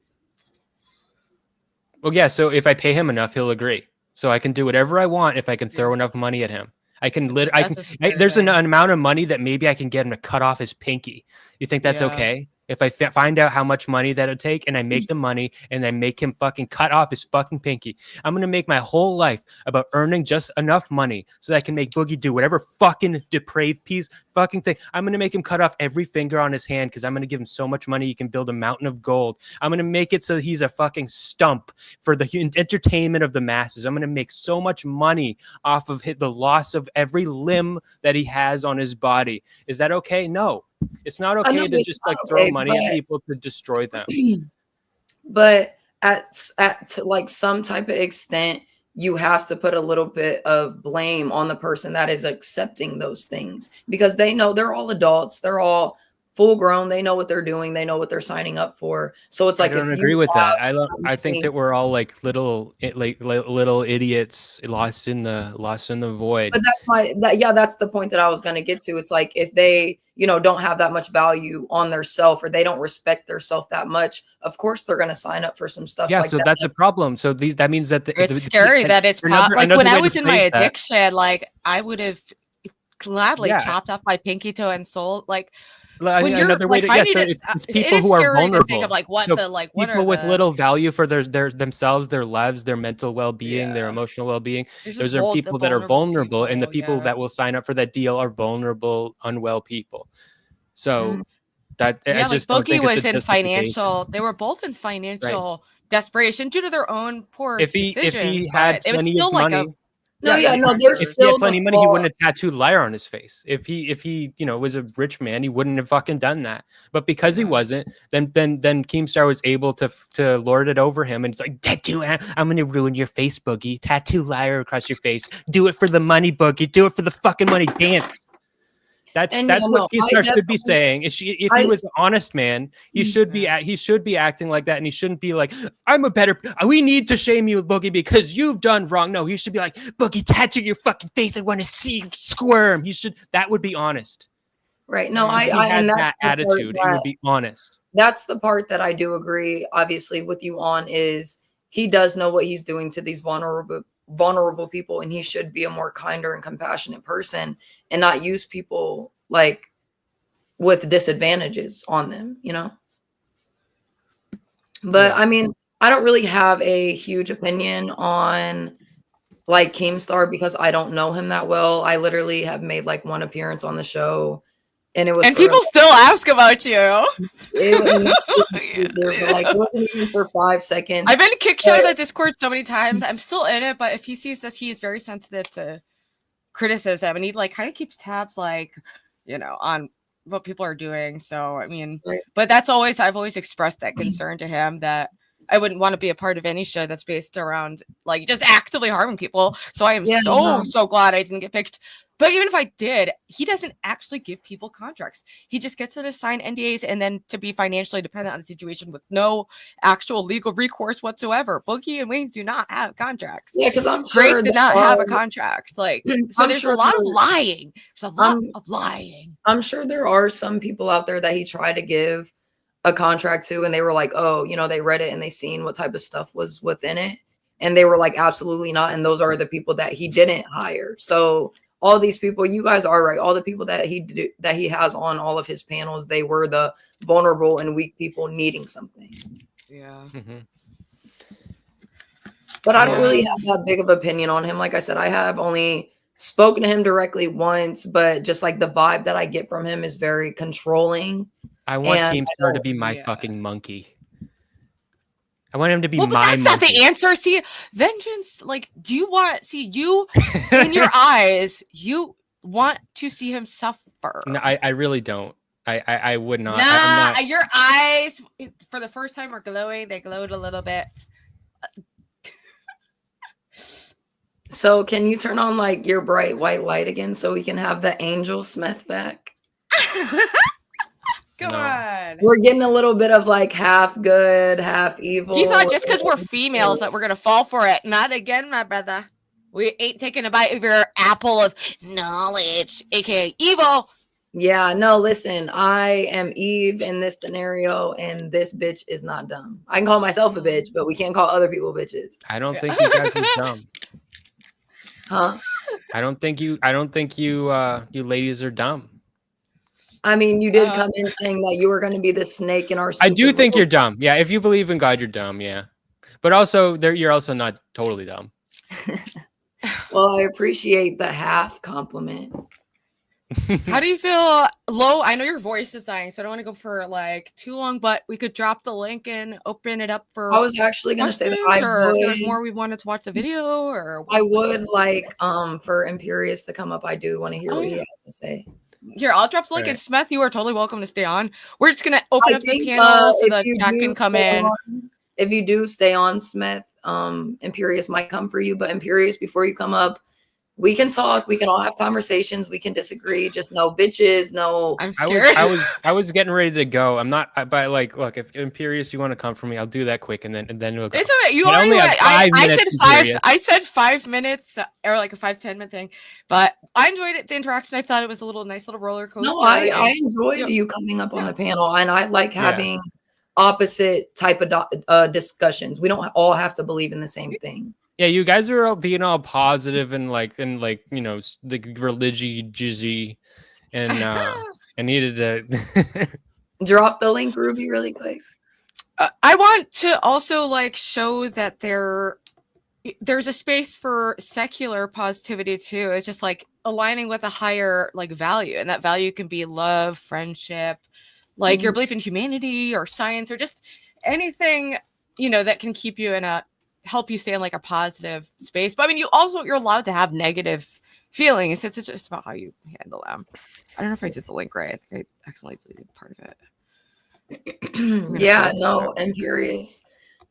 I'm not gonna rest until Keemstar tattoos manipulator and abuser. A manipulator on one side of his face, and abuser on the other side. Dude, that actually would be a good punishment. Like just on this word NP. That's it. Does Keemstar know you personally, Smith? No. Well, No. now So you're how one person away from him because he's my best friend. Do you plan on like, you know, showing him just a part of you, like your voice about him or anything like that? I made a video. I don't know. I posted it on the Reddit, and I do respect that it wasn't like taken down. So like that makes me respect him a little bit more. Like he's a mod on the Reddit. He could take it down, but he didn't. Wait, do you guys see this? I'm putting up. I made some new logos today. Thank you. Ruby made it's a drawing I did like a while ago, but I was taking my drawings. I've been enjoying like editing and including them. So the little angels I drew, and then this just fun thing for Celebrity Sundays. I uploaded that with our little quotes here. Did I drop the link? Did I do it right? I think you dropped the link.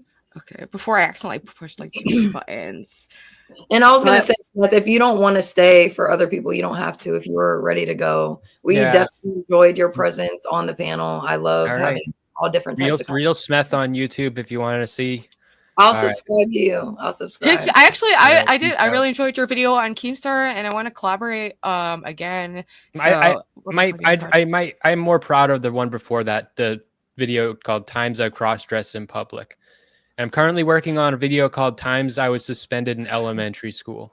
Oh, I'm curious how you were in elementary school. You went out in public cross-dressing?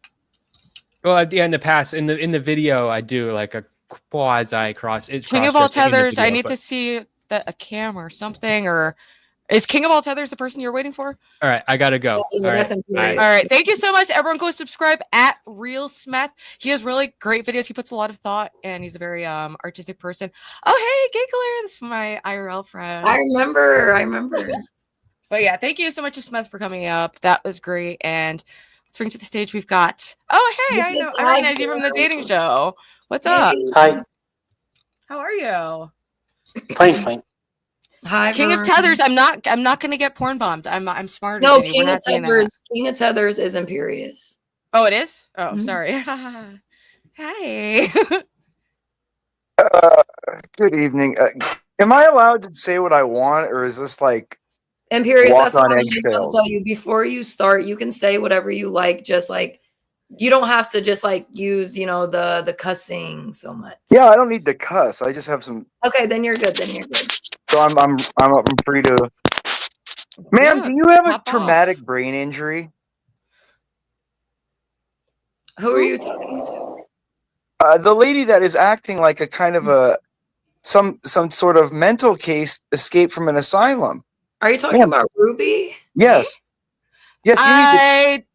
I could have brain damage from drugs, Yes, but I I'm also asking. am just kind of an eccentric person. No, And I'm just asking because I'm just asking. I'm genuinely asking.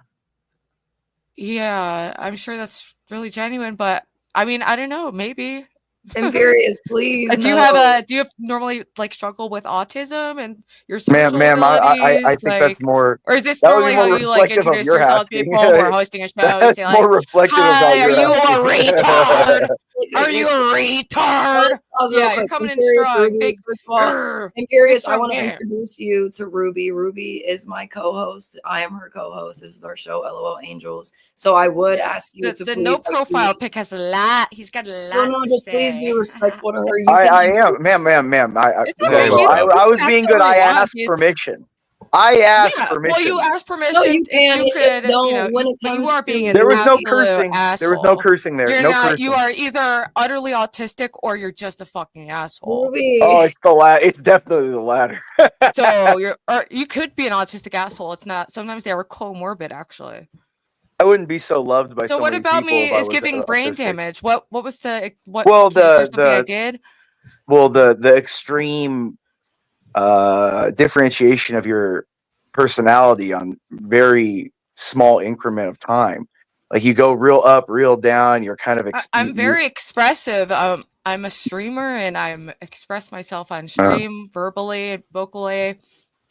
I'm a passionate person. I'm not totally dead inside, so I do actually enjoy things in life and express that and try to share that positivity instead of going around and being an insulting douchebag. Well, I've just always found that the people that are most happy in their lives are the ones that are the most calm and enjoy their own company. Okay. Well then. Oh wait, can I ask you?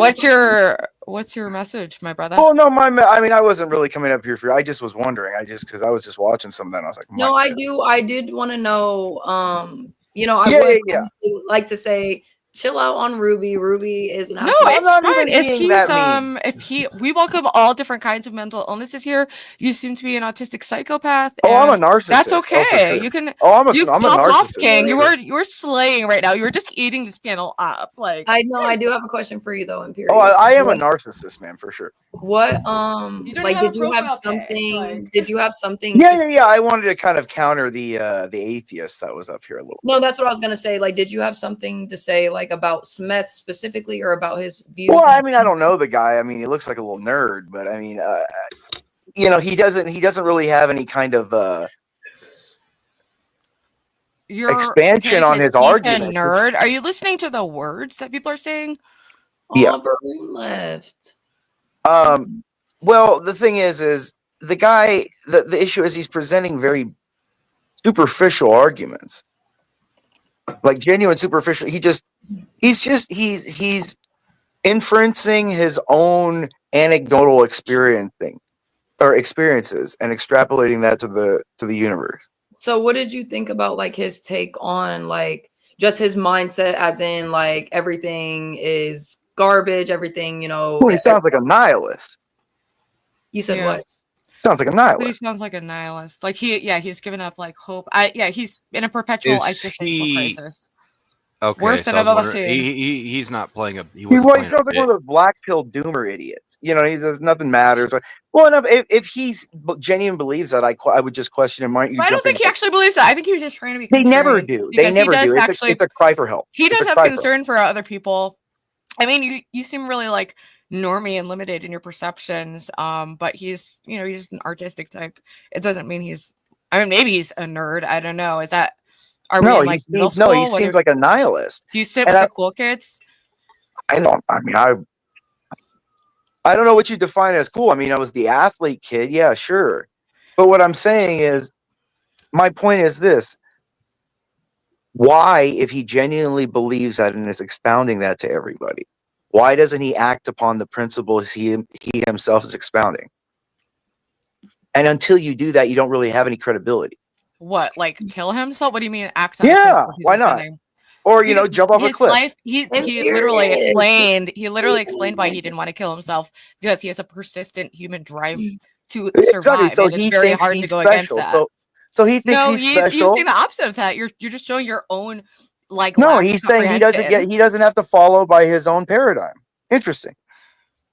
So I wait, thought he you was just said, I playing. think no. you didn't even. You bit. just don't really seem to Yeah. even. No, he's a grasp nihilist. what's He says going nothing on. means anything. So if nothing means nothing, we're all worm food. Nothing means anything. There's no meaning to suffering. There's no genuine understanding of the logos of the universe.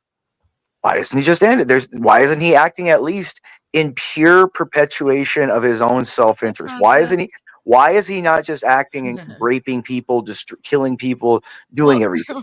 Well, he did Because say that would be extremely antisocial. You can still have a moral paradigm in a secular worldview, because you have to survive in No, the but if society, you and you want to advance your own well-being, which is connected to the well-being of the people around you. I can debate his point for him, and I don't even believe it. Ma'am, no, you're arguing the You're not superficial even point of it. arguing. No, you're arguing the simple. Wanna say There's no something? meaning for what he's doing. He's acting against his own paradigm. Because if he truly understood and he truly believed what Yeah. he was saying, he would act every moment for his own perpetual self-interest in everything he did. Obviously not. Why? Are you the one of the people that believes that everyone, even atheists, are all secretly believe in God? Based on Well, the I think atheists are just misguided people that don't look at the philosophical Surprise. understanding of the universe. No, we look No, at I'm a lot of curious. things. Hold on There's one just no second. proof of it. Hold on one second. Yeah. So Also, I'm just for the hearing- freaking record, we don't want to be an atheism debate channel. We're about No, you're not positive evil. You vibes, just and we don't can have. like talk about this. You're but not I don't want evil. to You just. like it's boring to me. Yeah, I know. I'm course, ma'am. I like how you just use your autism to just like push over everyone. Now they answer the question on the screen. No, you're not automatically evil. You just can't define what is good or evil. You just can't nobody define you just can't what define is a paradigm. conducive to Hey, well-being and what isn't you're- conducive to well-being. It's very easy to explain. You're not evil. You just can't define what good or evil is. Neither I don't can think you. any of us can. You Oh, get your- absolutely, I can. You get your sense Well, you of can say Yeah, positive absolutely I outcome can. versus a Okay. negative, Absolutely I like can. avoiding Right, suffering. There is old, order. I give a shit about it. guys. Absolutely, I can. We can obviously continue this conversation, but let's tone it down to. No, but I absolutely can.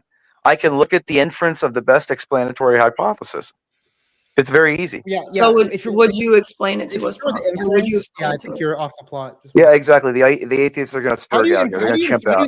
how do you infer and eject it? And Yeah. How Do you know what that is? Do you know what I the don't think inference so. of the process? I know. Calm your estrogen. Calm your estrogen before you come before the throne. Calm your estrogen before you come before the Do you want throne. to answer my question? Calm Let your him estrogen. answer. You're insulting him before he's even said a word to you. Calm your estrogen before I What? castrate. You're the beta dodging my question. I'm sure Stop Canada. Sir, burning calm out. your you're the one estrogen dodging it. and pay the So, respect that you I'm can say I'm due. full of estrogen, but you're the one dodging the question. Sir, Literally. speaking fast does not make you Imperious. intelligent, I'm nor does it repeating you- I'm reflect repeating you to ask my confidence. question I want to say repeatedly, you something keep not really quick. answering it. Imperious. Speaking Guys, fast like- does not I'm not reflect Hey, talking guys, confidence. listen, at when- normal speed. Maybe Let you low can't- talk is it- horses are you and saying kick this? out. Speaking dumb? fast does I'm not not talking reflect very fast. intelligence It's or a normal- confidence in it's your a normal- position. How do we a make normal one pace of second, talking. guys. If you can't Hold on. handle it, that's Spurging crazy. out. I know you're spurging, dude. It's Listen, Imperious. This is You're a normal spurging. way of I was talking. about I'm to not say, I talking just want overly to say one fast. thing. I just want to say one thing. Obviously, I can't talk loud, so like I can't get your guys' attention how I want. But Imperious, obviously you're allowed to say what you want, but when how you just said to process, give you the respect that you deserve. I think that obviously Process also deserves respect just like everyone else. So if you could give him a little bit of respect, that would be nice. And that was all. All right, I'll bring him back up. Yeah. Okay. Do you know what a prawn is, Lo? I asked you a question. Why don't you answer my question? Lo, you know what a prawn is? No, I don't. It's a piece of ass in prison. And so someone that's named the prawn says, I'm Why not are going you to. insulting him? Why That's what prawn means. Yeah, that's where it It's a originated. type No of like. one calls it. It's No like one a says sea it in prison, creature. dude. You're making it up. Or if that's No, true, in the like, early you must have- 90s, that's what you it must was have- called, sir.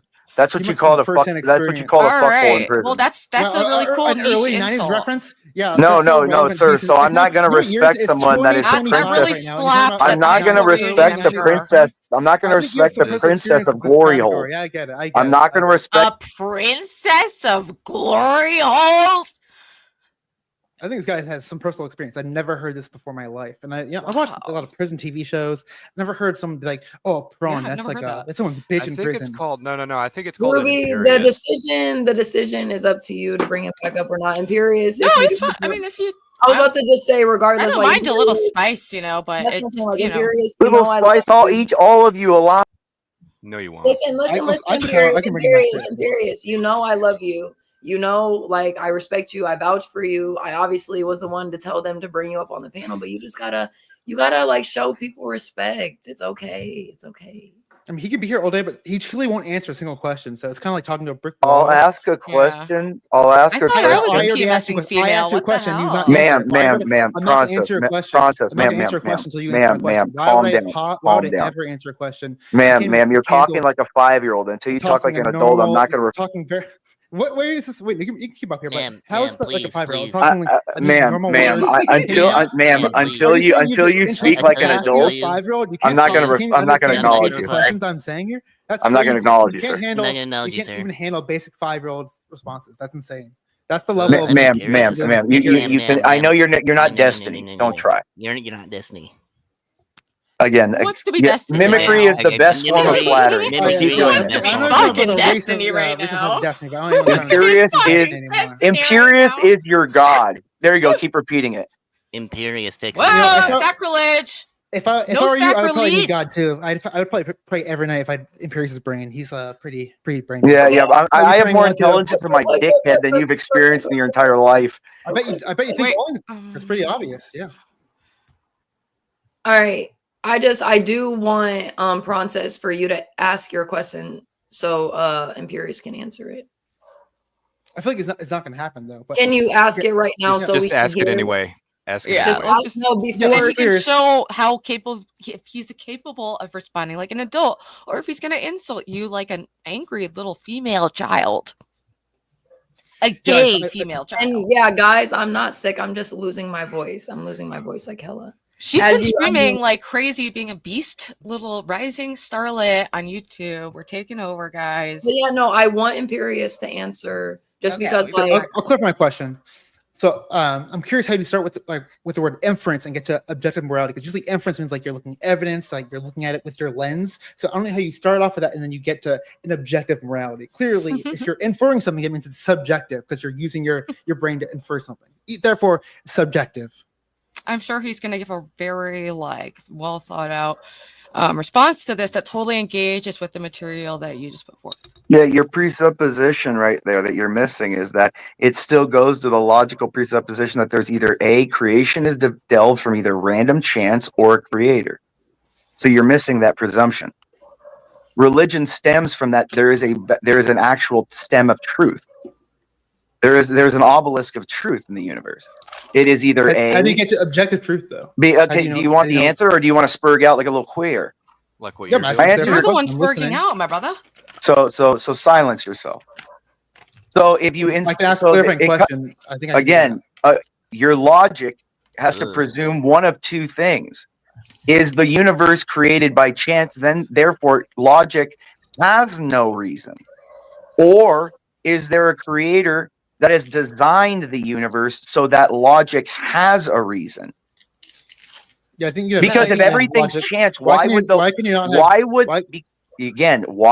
laws of logic exist if everything was chance? If things were chance, laws would not exist. Chaos is not order is not formed from chaos. Why can you not have laws in?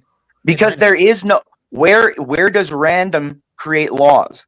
In anything, mathematics, anything. Laws describe the universe. So if it could randomly have laws also. That's no one thinks. No, exactly. So the universe wasn't created by chance. There, thank you.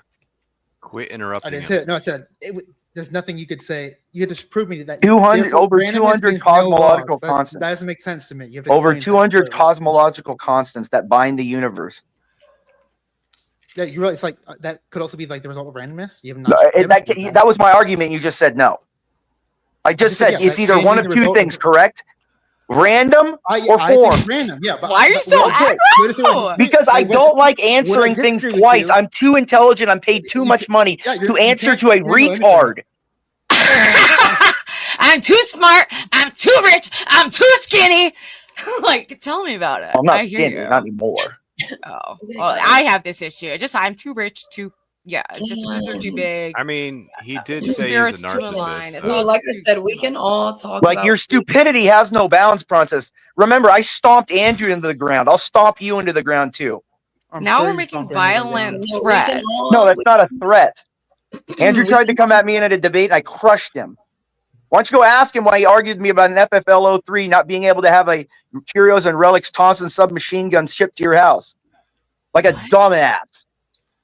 Okay. He tried to argue with me about anything. Whoa, You will I was lose. joking about the autism, but now You I'm will lose. sure. It's not autism. I have a desire to. I have a desire It is. to I love punish that. people. I'm not against that. No, ma'am. It is not autism. I don't get off on sex. I get off on dominating people, hurting people. Temper Oh, tantrum? so you're a sadist. Oh, hold on, no. Imperious. Okay. Sadism is kind of an issue. Huh. No, Imperious. No, it's not sadism. Imperious. I get off. I It's like called hurting Schadenfreude. I enjoy the misery Which of is a others. form of sadism. No, ma'am. Well, I mean, It's- sadism is no. more about you inflicting it and like. But Yeah, like, exactly. Come on, man. There's No something sadistic No about definitions of words enjoying before you come the at me. pain. That's my Dude, job. You know what I was trying to say. Or you No, could be I autistic don't. and That's why weird you about use it. specific terminology or shut the hell up. Hey, now. This is my show now. Listen, no. Oh, See, I'll be right back. I Imperious, take a phone that's call. not what we're Yeah, doing. run, bitch. Imperious, that's not what we're doing. All right, That's never mind. not- Take him back. Yeah, there you are, bitch. I So called you you're, back like the bitch you Imperious. are. No, listen, mute. What did I do? I'm his bitch. Ruby, Jesus Christ. Ruby. Yeah, you are my bitch. Ruby.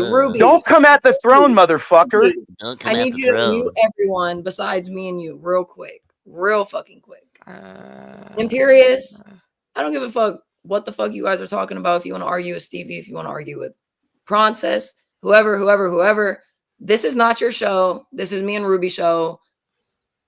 I fuck with you, bro. Like, you know I do, but at the same time, don't do that. That's not. yeah, we don't. that's play those games. crazy. Are you? He's just like trying to get banned so he can go like probably brag about it somewhere.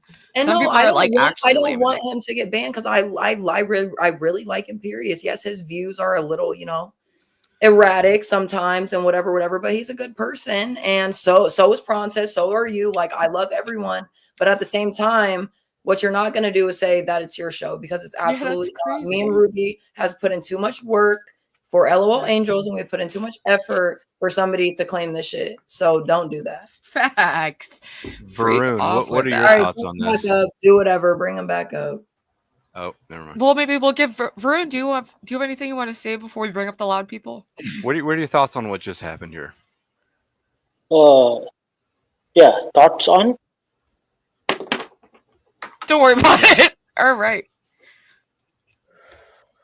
I mean, like, we all argue and get into fights, and we should just move beyond it. Yeah, you little shit. Distinction, it is that deep just because, like I said, me and Ruby put in too much. Ma'am, you got to understand, everything is mine. The world is mine. And that's fine. You can say that, Imperious, but this show that you're on right now at 8:56 p.m. on January 22nd is me and Ruby's show. Facts. I can't accept that. I mean, look, I've said it to CT. Oh, what happened? I thought it was your show. That's so weird how I just took you off of it. So how is it your show? Because all his. Man. All right. There must be some kind of like glitch in the system, but it appears to be our show. I don't know. Go ahead, Imperious. We're listening now, but You like haven't banned me yet. we don't. I haven't won First yet. of all, this is LOL Angels. This is I me. told you it's. Like I I know said, these it's deranged little me and maniacs. Ruby. It's a thing. No, it's another they scalp like to I put get on my banned, wall. so they can screenshot it and post it on their. Yeah, it's another scalp. But no, It's not a Imperious. scalp. It's called not being able to socialize normally because you're. Ma'am, this is the internet. I have a real life. The internet is to get No, I drunk was and just talk trying shit. to say something. No, along- it's. Listen, That's like I'll- the The opposite of internet what is we not wanna real, do in ma'am. school. Yes, it is. No, it's not, ma'am. How? Ma'am, What is not real about it? the internet is full of autists and fat dudes. It's full of people using the internet. It's not some made-up space. It's a No, tool it's all that everyone humans on it. communicate on. Nothing on the Our internet is phone's real. real. When we talk on the phone, is that a real conversation? No, the internet is not real. Is It's it? not. So It's us all talking make-believe. right now. It's we are all not make-believe. talking. None You're of this psychotic. conversation You're is going to lost in matter. the sauce, dude. Ma'am, You none of are this is going lost to in the matter. sauce. Ma'am, none of this is going to matter the moment this live is over.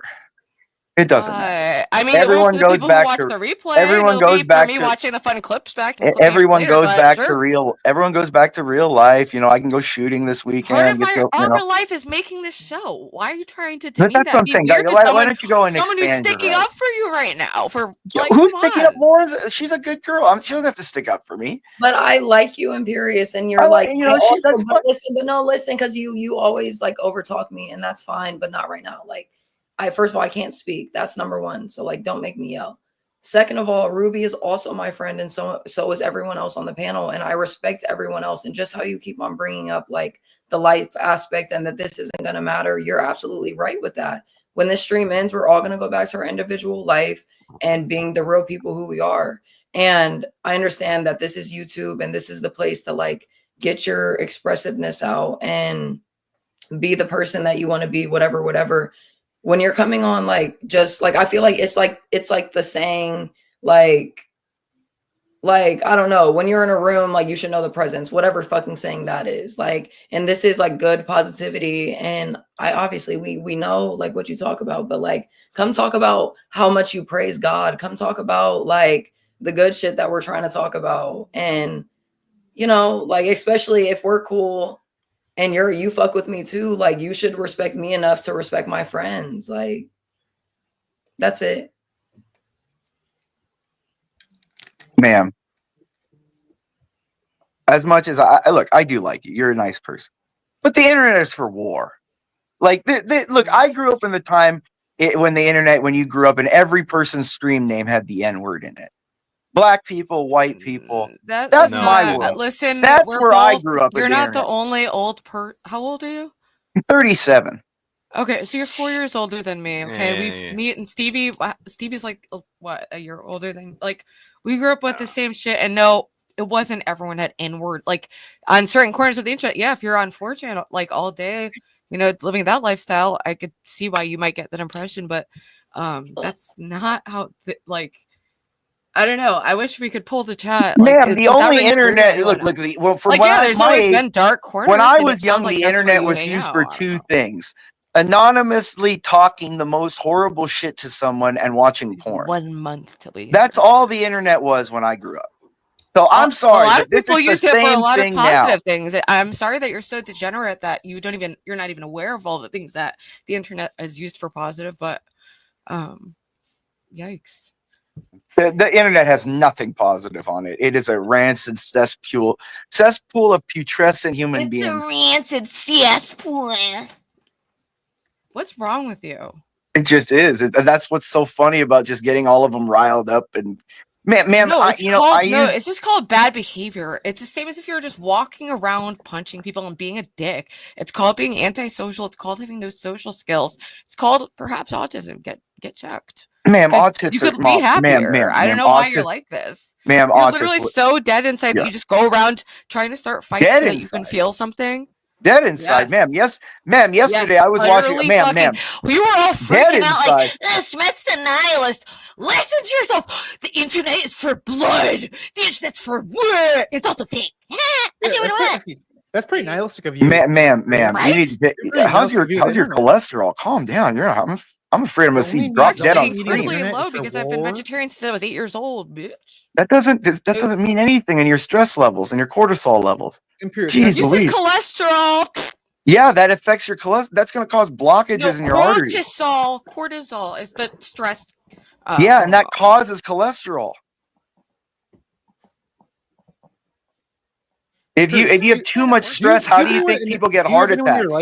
How do you think people get heart attacks when they're thin? They eat healthy because cortisol, the stress release, can cause blockages into your heart. It shrinks the blood vessels. Yeah, stress is bad for you. What are we debating right now? Ma'am, I'm saying you need to calm down. You said, ma'am, slow down, ma'am. Slow down. Speed up, brother. I'm sorry you can't keep up. Why do you keep trying to trigger if you know it's going to lead her to early death? You keep purposely trying to trigger it. You know it's causing you stress. That's in a way, I don't know. That's not very nice. Well, she is an atheist. Can I say something? No, What? but that has nothing to do with the atheism. Where do you get? I'm not an atheist. Oh yeah, she's on a religious arc. You don't even know what, like, you don't know what you're even talking about on a basic level. I know everything. You don't even know that the show is about our connection and transformation with God. My voice, guys, is so bad. You sound cool. Well, My Lo, voice is tell them getting the it, real. too. I like Lo, voice- tell them the real reason why your voice is. I came over there earlier. I left, 20 minutes ago. But Don't do that. Don't do that. Don't do Ew, why do you tolerate him? Oh my gosh, you're I would be- terrible.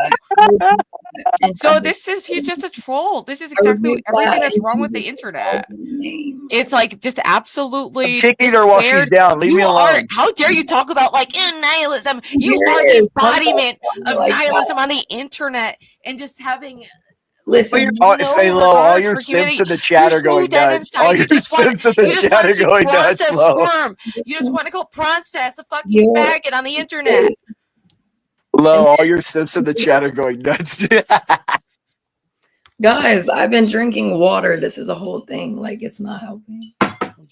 Dude, what is wrong with this guy? Imperious, that is not. Yes, ma'am. What's up? No.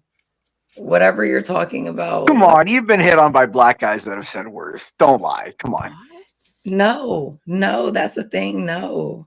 Every time you That's speak, a I'm like, lie. damn, how does your brain go this I direction? understand that All you things- have this. Crazy. Like some people, some women may have like went through that, but that's not me. And you just got the wrong one with me. Like you can say that about whatever. I heard Sir is your brother-in-law. Is this true?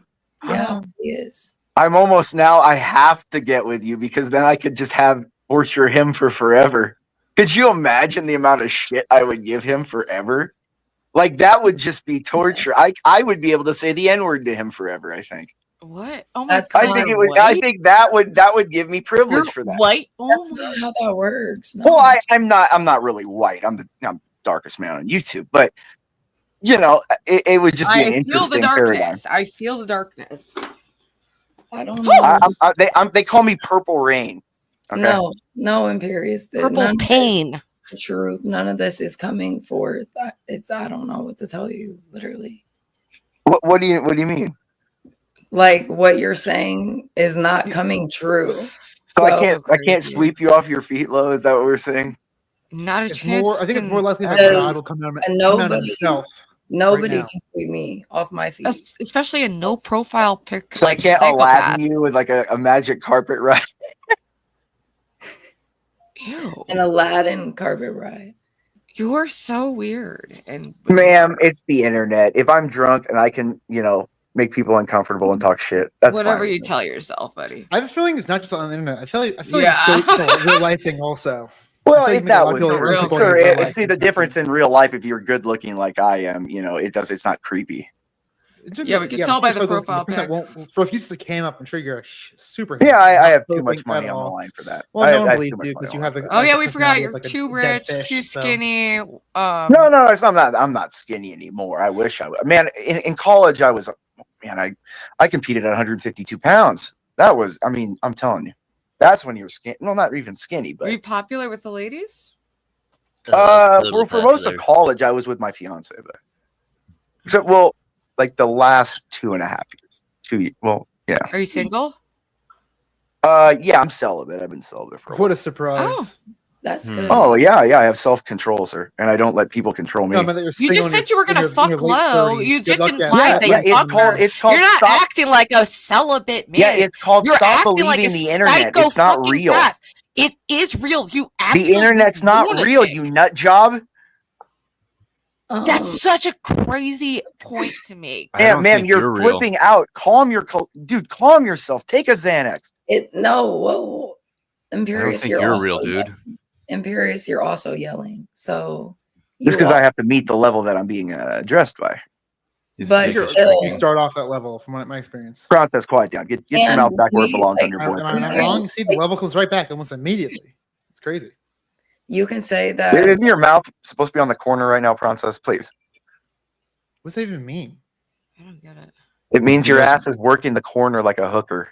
He knows from experience. See, that's I was autism. That thinking you can't. online. It's Okay. autism that you don't know when you're being insulted. No, I we don't we think That just was didn't. just a It's really not. that We don't It was care. just Anyone an got that one? like Did anyone weird get that? weird reference. No, I had no idea. But I Exactly. thought just knowing he was either going to be implying that you're gay, a woman. Well, I did imply he's prostitute. gay You're and he's a obviously thinking of prostitute. him in all different kinds of Yeah, sexual Hey, see, that's the scenarios. thing. And it's I kind have of the I'm not weird. ability to sexual. If I multitask. You've was, already you don't know thought him as about a him killer. like fucking other men. Yeah, You've already thought about I've dick to his amalgamized mouth. a bunch of Now you're insults thinking into about him one. on a street corner. I've amalgamized a bunch of insults to one. I'm very Clearly, the efficient. celibacy is going Very great. efficient. Very efficient. It's obviously expressing itself in weird ways. What's up, Lo? We need to stay on topic of LOL Angels. This is too much This is LOL negativity. Come on, I'm bringing you guys views. Look at stop that, Lo. You know That's you not want the the views. point. This LOL Angels, we can do that on any other panel. That's We have fine. the same views. Yeah. What are you Nothing's talking about? changed. But I change everything. Actually, but we had. I we think we need have to stay less on now. topic of LOL Angels. We need to get back to the video that we were watching. And I think that it would be Yeah, good. let's. No, I'm yeah, serious. we I think it would be good for you to watch. So please. But these photon crap, what are you talking about? No, this is a No, it's different. another video I actually found really interesting. It's about this guy, Paul Kingsnorths. He was like an environmental activist and like poet and writer who reluctantly converted to Orthodox Christianity. And he's kind of like with Ayan Hirsi Ali and this kind of need for a civilizational Christianity just due to humans' need and religious instinct that is inevitably going to find itself manifesting in really detrimental ways to society if it's not, properly utilized. And he finds that to be the Orthodox Church serving that purpose. So I find his story really interesting. Yeah, the Orthodox are insignificant. They're nothing. We get it. You're the king on the internet. The issue is this. The issue is this. There's a fundamental in truth. the fake internet where none of us is Ma'am, real. We're none of us are real. Ma'am, calm down. I know I'm turning you on and you're getting all riled up, but it's fine. Now, ma'am, there's a truth in the universe. Men must be governed. Sometimes not wisely or correctly, but governed nonetheless. Okay? I can't. Oh, Lo, can you pull up the video? Oh wait, is it in the thing? So, real quick, speaking of governing, I got to do some self-governing. I do have to head out. Just want to stop by and say hello. Happy for the classic conversation with Imperius as always. Just want to stop by. Happy to bow your head before you leave my presence. Hell no! And also, Prawn is a king here at LOL Angels. I can just nuke you whenever I want. So, hey, that's the power of having power, networking. You wouldn't know anything about that because no one likes you. Clearly, I bet you have some, maybe like your mom and parents like you. But I wonder if there's any close. It doesn't surprise you're single. I'm just gonna say you're 37. Kind of sad. Goodbye. Love you. I'll bring you back when we leave. Peace. Women are a commodity. It's easy to acquire them. Being a supporter of the LOL Angels, we're using his freaking StreamYard right now. He's a friend of ours, and we love to collaborate him. And me and Lo would love to do some IRL content with Prawn at some point. It's definitely something we want to do. He's a queer, right? I always wondered that. Is he a queer? He's straight. He gets more pussy than you. Yeah, he objectively has more sex than you, but yeah, that's doubtful. No. When I was active, that's doubtful. He absolutely does. It's doubtful. He has video proof. Yeah, I have hundreds of videos saved on my old computer. What do you think, you guys? He think he invented videos? Destiny? What are we doing here? No, they're yeah, he did actually. What do you think the frat house I lived in did? What the fuck are you guys saying? What do you think you brought? Nobody cares. They're talking about actively. Like you just said, you were celibate. So Princess is fucking. Or sorry, guys. Having sex. I was in a frat house. There's another clip for the dating show. Princess fucks. Having sex with women. Princess is having sex with women. There's a clip. If he was in a frat house, that means he was one of those like cucks that had to get hazed just to belong somewhere. Right? Well, he seems to be into like weird humiliation. To join obviously, frats, sex you on have the to brain do like has a lot of princess sexual scenarios on his brain. Ma'am, I was a legacy. I didn't have to pledge or do anything. Oh. Hey, this gentleman doesn't even know what the hell goes on in frat. Do you know how many This gentleman doesn't know what do you know how many chicks get played in there every Tell us about day? the locker room. You have my no God, idea. how many... No, hold on. Chicks that don't involve you? Oh no, it involved me, but I'm just saying. I mean, I'm including myself in an amalgamation of many people doing this. An amalgamation that never happened. Oh, sure. Yeah, no, it never happened. Yeah, we'll stick with that. It never happened. Yeah, exactly. Yeah, we'll stick with that. We'll stick with that. I don't And need then anything coming back. and then I don't need any 20-year-old then accusations. We'll stick with that. and then your dick shrank. And it's Yeah, getting we'll stick with smaller. that. We'll stick with that. Go move on the conversation, though. Okay. I can't pull up the video because of my audio. Hold on 1 second. Hey, what's up, Polly? And what is going on, chat? We appreciate everyone who's turned out and who's been sticking around. We're gonna keep watching this video, but I love how these simps trying to match up to me. You're not gonna beat me, bud. Who? Any guy that dresses in a robe like that is I don't know, man. I'm sorry, but but more pussy than you. Not saying. yeah, I mean, look at a troon. Troons don't have pussies. Oh Okay. my god. Oh god. Dude, his brain is just like a front tab of Pornhub. His like, dick it's is like weird. shrinking every time he. No, I yells. just Every time he played squirts actual out. sports. I just played actual sports where insults were What sports did you casual play? conversation. And not the actual no, sports. No. Hold on. I'm What just gonna sports go did to you the play? bathroom. Oh wait, Wrestling, football, track, jiu-jitsu, Yeah, Muay no. Thai, Hey. Well, no. I did the same thing, dude. ballet tulo, What was your position in football? strong safety. Play for Modern Day High School. You know what Modern Day High School is, sir? Which one? Obviously, you're you one don't of know those. much. No. You're one of those little private school pussies. Pussy. We went down to the Niggerville and crushed him every week.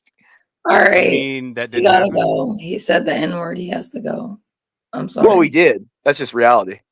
You mean you I'm got slammed furious. in? You can't beat us. No No, team. no. Dude, we are the #1 team in the nation for like a dozen years. You're not gonna beat us. Dude, you got slammed in the rear by one of them. Listen. No, sir. You're You got reliving you're slammed reliving your in childhood the rear experiences by with your one of them. father. Calm down. And then your little dick shrank. Calm down. Your experience. Your 'Cause dad must have really. Your 'cause dad you're- must have really put that memory in your Hey, mind, man. At least I have one. Oh no, I have one, sir. He's an actual father. He's not a. He He's not a. He's not a. disowned you. He's He not. He's not a disowned you. girly man that would let me dress in a robe And, like a queer. that got more pussy than you, and your dick shrank.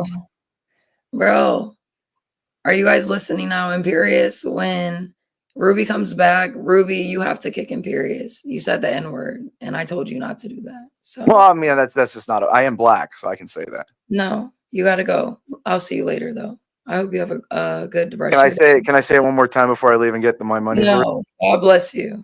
God bless you. Dude, strong safety. Dude, I was at least a linebacker. This guy's a bitch. What? We can't hear you. You're muted. I can't. You're muted. Oh, guys. Oh, I just realized I've been muted. I was just saying, yeah, we it's been all over the, lots of different energies coming out, but we're gonna try to, keep it on a positive track. Yeah, somewhat. A positive thing. Yeah, it's not a word I use really for that reason. I can see why people are using it, but if you look it up in the dictionary, the Oxford English Dictionary, which I did earlier today, can't remember the exact definition. I thought I better find out what this means since I'm going to be able to talk about it. I mean, it's something like the process of being put under a spell. That's what an enchantment is. And speaking as somebody who used to actually try to put people under spells, or at least put myself under a spell, I can tell you that that's not a process that's. Oh, he was responding to the enchantment There's question a reason and why why Christianity is really clear about avoiding magic and avoiding all of this stuff, right? You don't do it. But I think there's a bigger thing going on as well. So we can talk about how maybe society hasn't become Christian, so other things are coming into the void. But actually what's happened as well, tell me if you think this is wrong, is that we have actually completely retooled our understanding of what it means to be a human being, at least since the 1960s. We have become these kind of radical individualists. We've entered what Philip Reeve calls the therapeutic age. And so everything that we do is filtered through our sense that we can create the world ourselves, because reality is relative, everything's subjective, God is whatever I want God to be, truth is whatever I want truth to be, I am whatever I want to be. And so in that situation, it's very difficult to even agree on who you are, what a human being is, what anthropology is, what nature is, what God is, because we can all invent our own definitions of this forever and ever. And so there's been this kind of radical twist in the way humans actually perceive the world and the way they perceive reality. And technology has enabled that. And the 60s revolution, the whole march of individualism since the French Revolution, whatever it is, we've got to a point where we can't agree on the very basic fundamentals of reality. And so that's where we are. So it's not as if we've just stopped being Christian and we have to choose another religion and maybe something else will come in. It's like we've stopped understanding or agreeing on what it even means to be a human being, which seems to me to be the really radical thing that's going on. And I think the danger of re-enchantment in that sense is then you pick that up and you go, well, I can just re-enchant things on my own terms. And as you say, if you have an understanding of what religion is, all you're doing there is opening a portal to something that's going to come in, and that's not a good thing to do. Absolutely. I mean, so just going back to this term pseudo-religion, the first person that came to my mind when we were given that title was René Guénon. I'm sure some of you have heard of René Guénon. He was a French metaphysician and fervent critic of the modern world, and wrote a very famous book in 1945 called The Reign of Quantity and the Signs of the Times. And in a lot of that book, he talks about this idea of a counter-tradition. So very similar to what we're talking about, the idea of a pseudo-religion. He talks about counter traditions, and very much in line with what you've just said, Paul. Guénon defines a counter tradition as basically something that, instead of turning upwards towards the transcendent, instead of being vertically aligned, and instead of teaching us to align our lives with this transcendent idea of the good, a counter tradition is something which conversely turns us inward and makes us go deeper into ourselves, into the purely material, which is also the psychological. And he actually talks a lot about psychoanalysis, and he thinks that a really major error of the West in the time that he's writing was confusing the spiritual with the psychic, because you have this new form of psychoanalysis, which, particularly the Jungian variety, is in a way kind of sacralizing the inner workings of the mind, the strange unconscious symbolisms, dreams. And oh no. in I'll pause it anyways, just for a second. I kind of forgot what they were talking about in the first place. So she was talking about, do you remember they were talking about enchantment, and we were kind of talking about that word, and he was responding about why he, the Bible warns against, there's like an association with like spells and casting, getting, enchanted or hypnotized by something from like a bad, like demonic energy. It could be a thing. Being dumb. But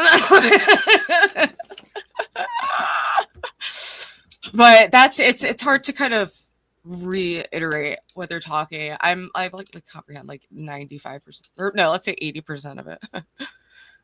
Doing that, Guénon feared, what you're really doing is just distracting yourself, and you're kind of playing around with something that's kind of deep down there. It's a kind of, yes, the imagination does have this kind of mediary position between the material and spiritual worlds. That is true, and that defense of Jungianism is interesting, but ultimately he feared that it was just bringing us deeper into the self. And I think a way that he describes this is a kind of infra-transcendence. So it's like, yes, you're transcending in a way, it's a kind of transcendence, but instead of going above, instead of going beyond yourself, you're just going deeper and deeper. And I think this idea of infra-transcendence Sam Harris is my gateway drug to all this. Interesting, this divinization of our desire.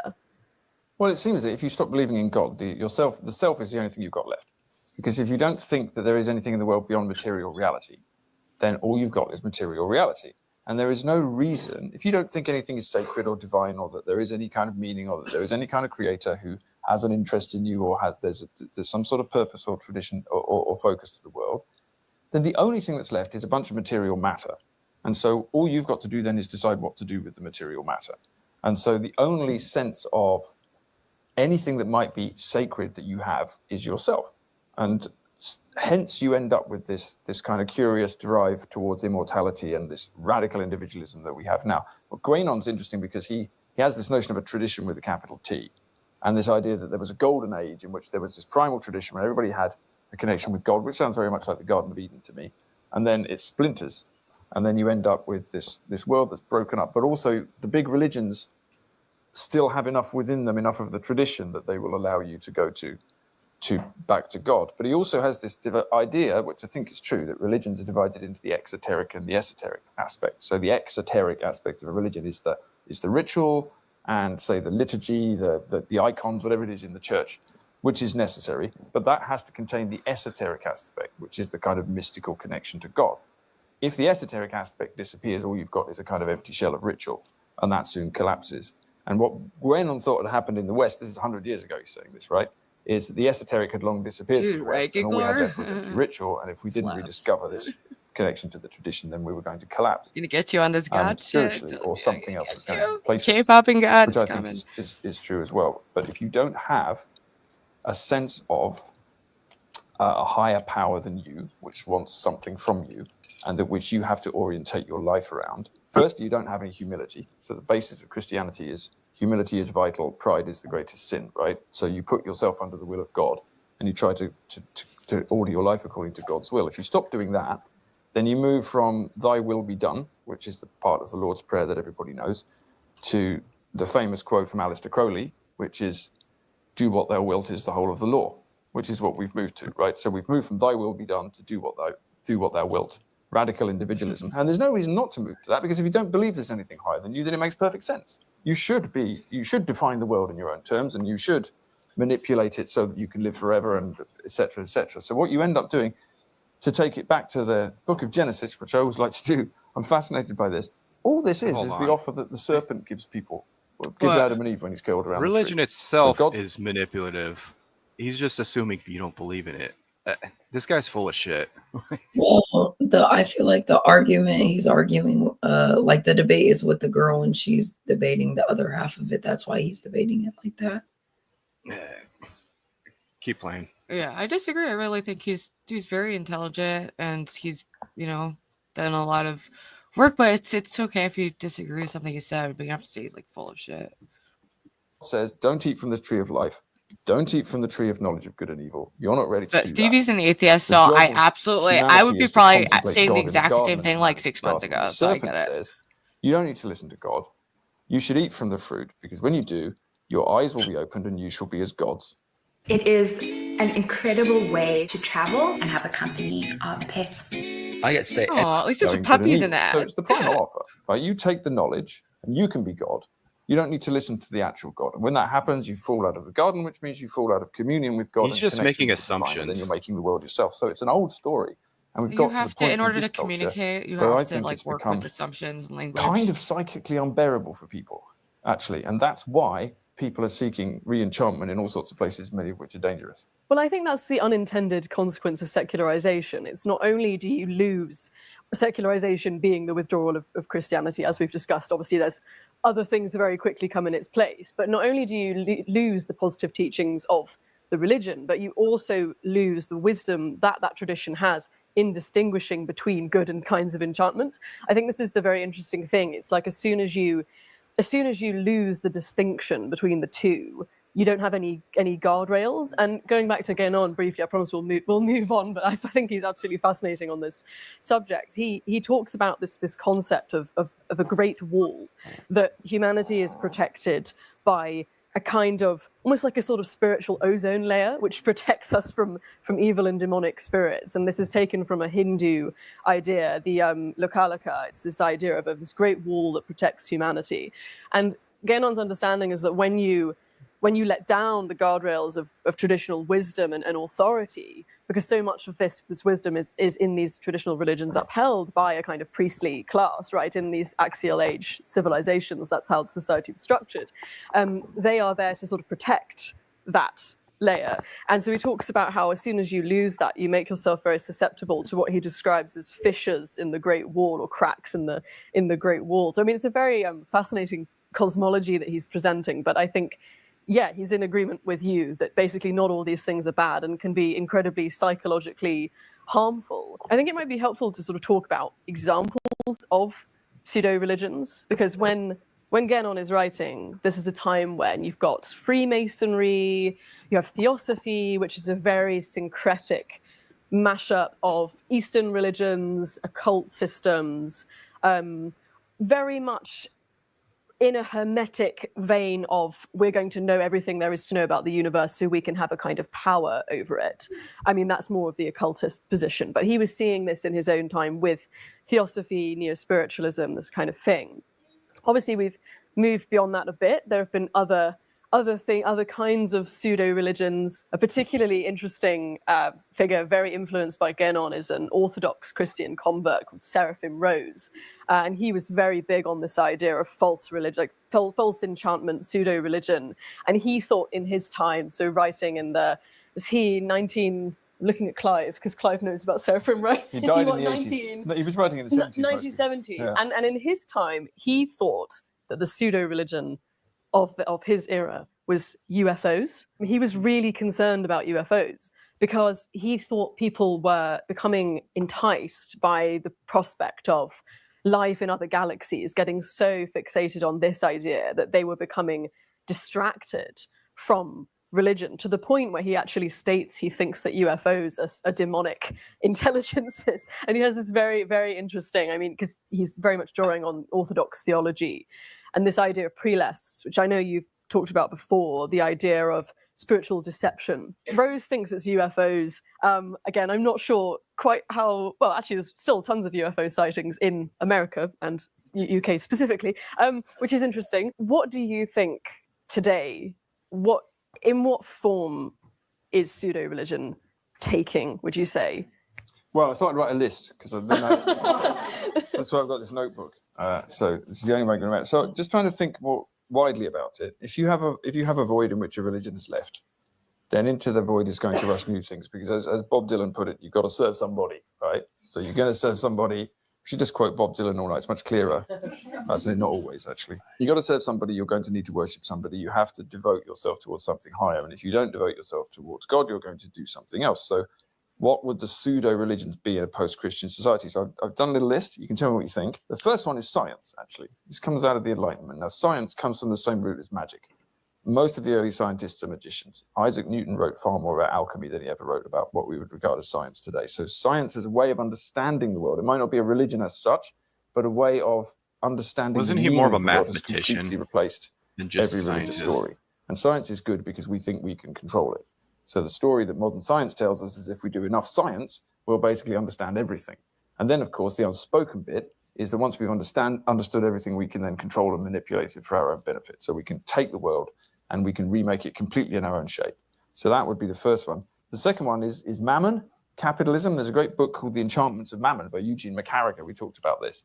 So McCarriger is a historian, and he says this notion that the world is disenchanted is completely wrong. All we've done is we've transferred our need for worship onto something material, which in our case is wealth, is capitalism as a system, which for him is represented by the god Mammon, which is the worship of money. And that's pretty much what we do in the material sense. And again, all of this makes sense if you don't believe there's anything higher than us, right? So if you don't believe there's anything higher, there's any divinity, there's any God, there's any path, there's any meaning at all, then you make your own through using science and technology to recreate the world in your image and getting as rich as you can, because why not? That's great. So we'll all worship money, and that's not difficult for us. Then the third one I would suggest is, as you say, these kind of counter-initiations in the Guénonian sense, lots of occult stuff, absolutely tons of that. And lots of going off to the east, which I did as well, going to Buddhism and Hinduism and things, all of which are valid traditions, but people kind of pick and choose the bits of them and mix them up with the other bits, or going off to have an ayahuasca ceremony in the Amazon or something. And again, these things are valid within the tradition they fit in, but Western people like to pick lots of bits out of them, hang a dream catcher up, do some tarot cards, this kind of stuff. I'm pleading completely guilty to having done this, by the way. Never had a dream catcher, but apart from that, just picking bits from traditions and mixing them all up and saying, well, this is great, I'm religious now.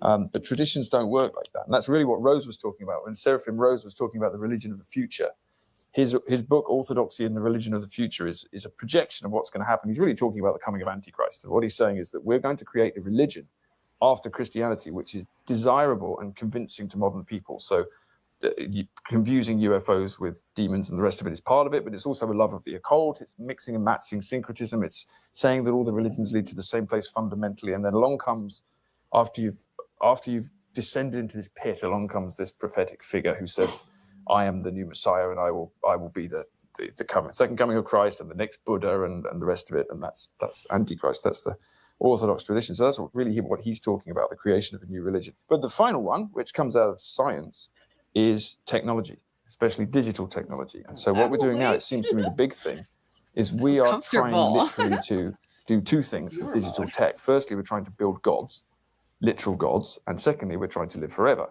And if you look at the sort of eschatology of Silicon Valley and the way that these guys speak, it's like it's what would happen if you took Christ out of Christianity. So they're sort of liberal modern Western people, so they've all got a Christian way of seeing the world, whether they like it or not. But they're trying to use technology and science to build paradise, because obviously they don't believe that the real thing exists. So what do you do if you want to go to heaven and live forever without God? Well, you can try to build machines that will allow you to extend your lifespan or perhaps live forever. You can try and go and colonize Mars so that you can live in a fantastic human paradise. You can spend huge amounts of money building artificial intelligences. I've written quite a lot about the way that these people speak, and they all talk about, they're very open about how they're building God, they're making God. Ray Kurzweil, who's the head of engineering at Google, was once asked, does God exist? And he said, not yet. Right? Not yet, because he thinks he's building God. And the open aim of these people is I don't we think will he create thinks paradise. he's building And again, God. He's it just makes sense joking. if you don't believe in anything except the material No, realm. not really, Why because not if you live were forever, building right? Who wants to something die? that Why not is live forever? gonna There's no meaning. completely Yeah, but be more that guy powerful, doesn't. more intelligent than all of humanity, of course not the God in that sense, but I think there is a sense where you could say that as being true, and I do worry about what's going to happen with this like thing that's going to be a quite literal higher power above humanity that's never existed.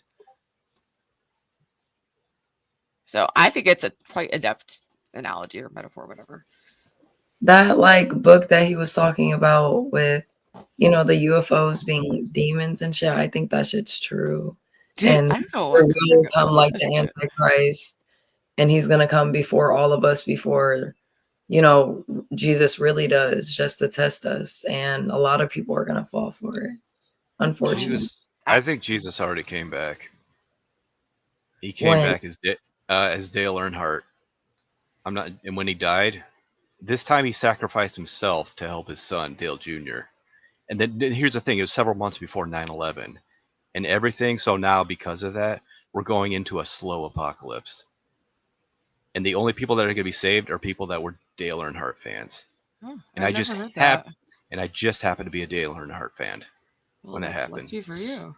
I know, I'm very lucky.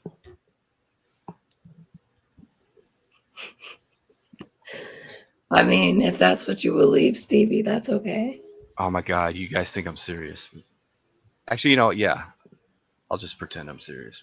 No, I don't think you're serious. It's just like You could have been. But it makes kind of sense. I mean, I guess. he died right before Why not create a 9/11. paradise where we can live forever? Why not colonize Mars? Why not understand and recreate everything at the nano level? And that's what technology is. That's what AI is doing. That's what robotics is doing. They've all got a theology to them.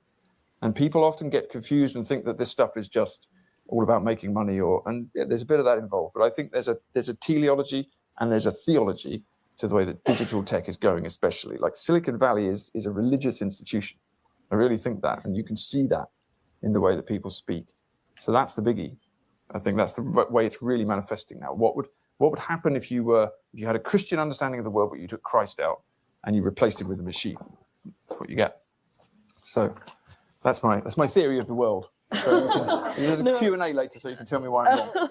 No, absolutely. I think you're completely right. And I also Hey, think Giggler technology agrees is with an me. interesting one, because for a long time, technology was seen as something that was going to be a necessarily disenchantment. Mariah Carey is more And we're plausible, turning at back to least. Weber Come again, because he is on. obviously coining this term disenchantment, and it's very closely bound up with scientific material progress. And then you have the kind of mass production economy, you have the factory, you have Henry Ford, this kind of mechanization of life that Weber's describing as an iron cage. And I think in that era of hardware, of solid modernity, if you like, technology is something that seems like it's only going to further profane the West.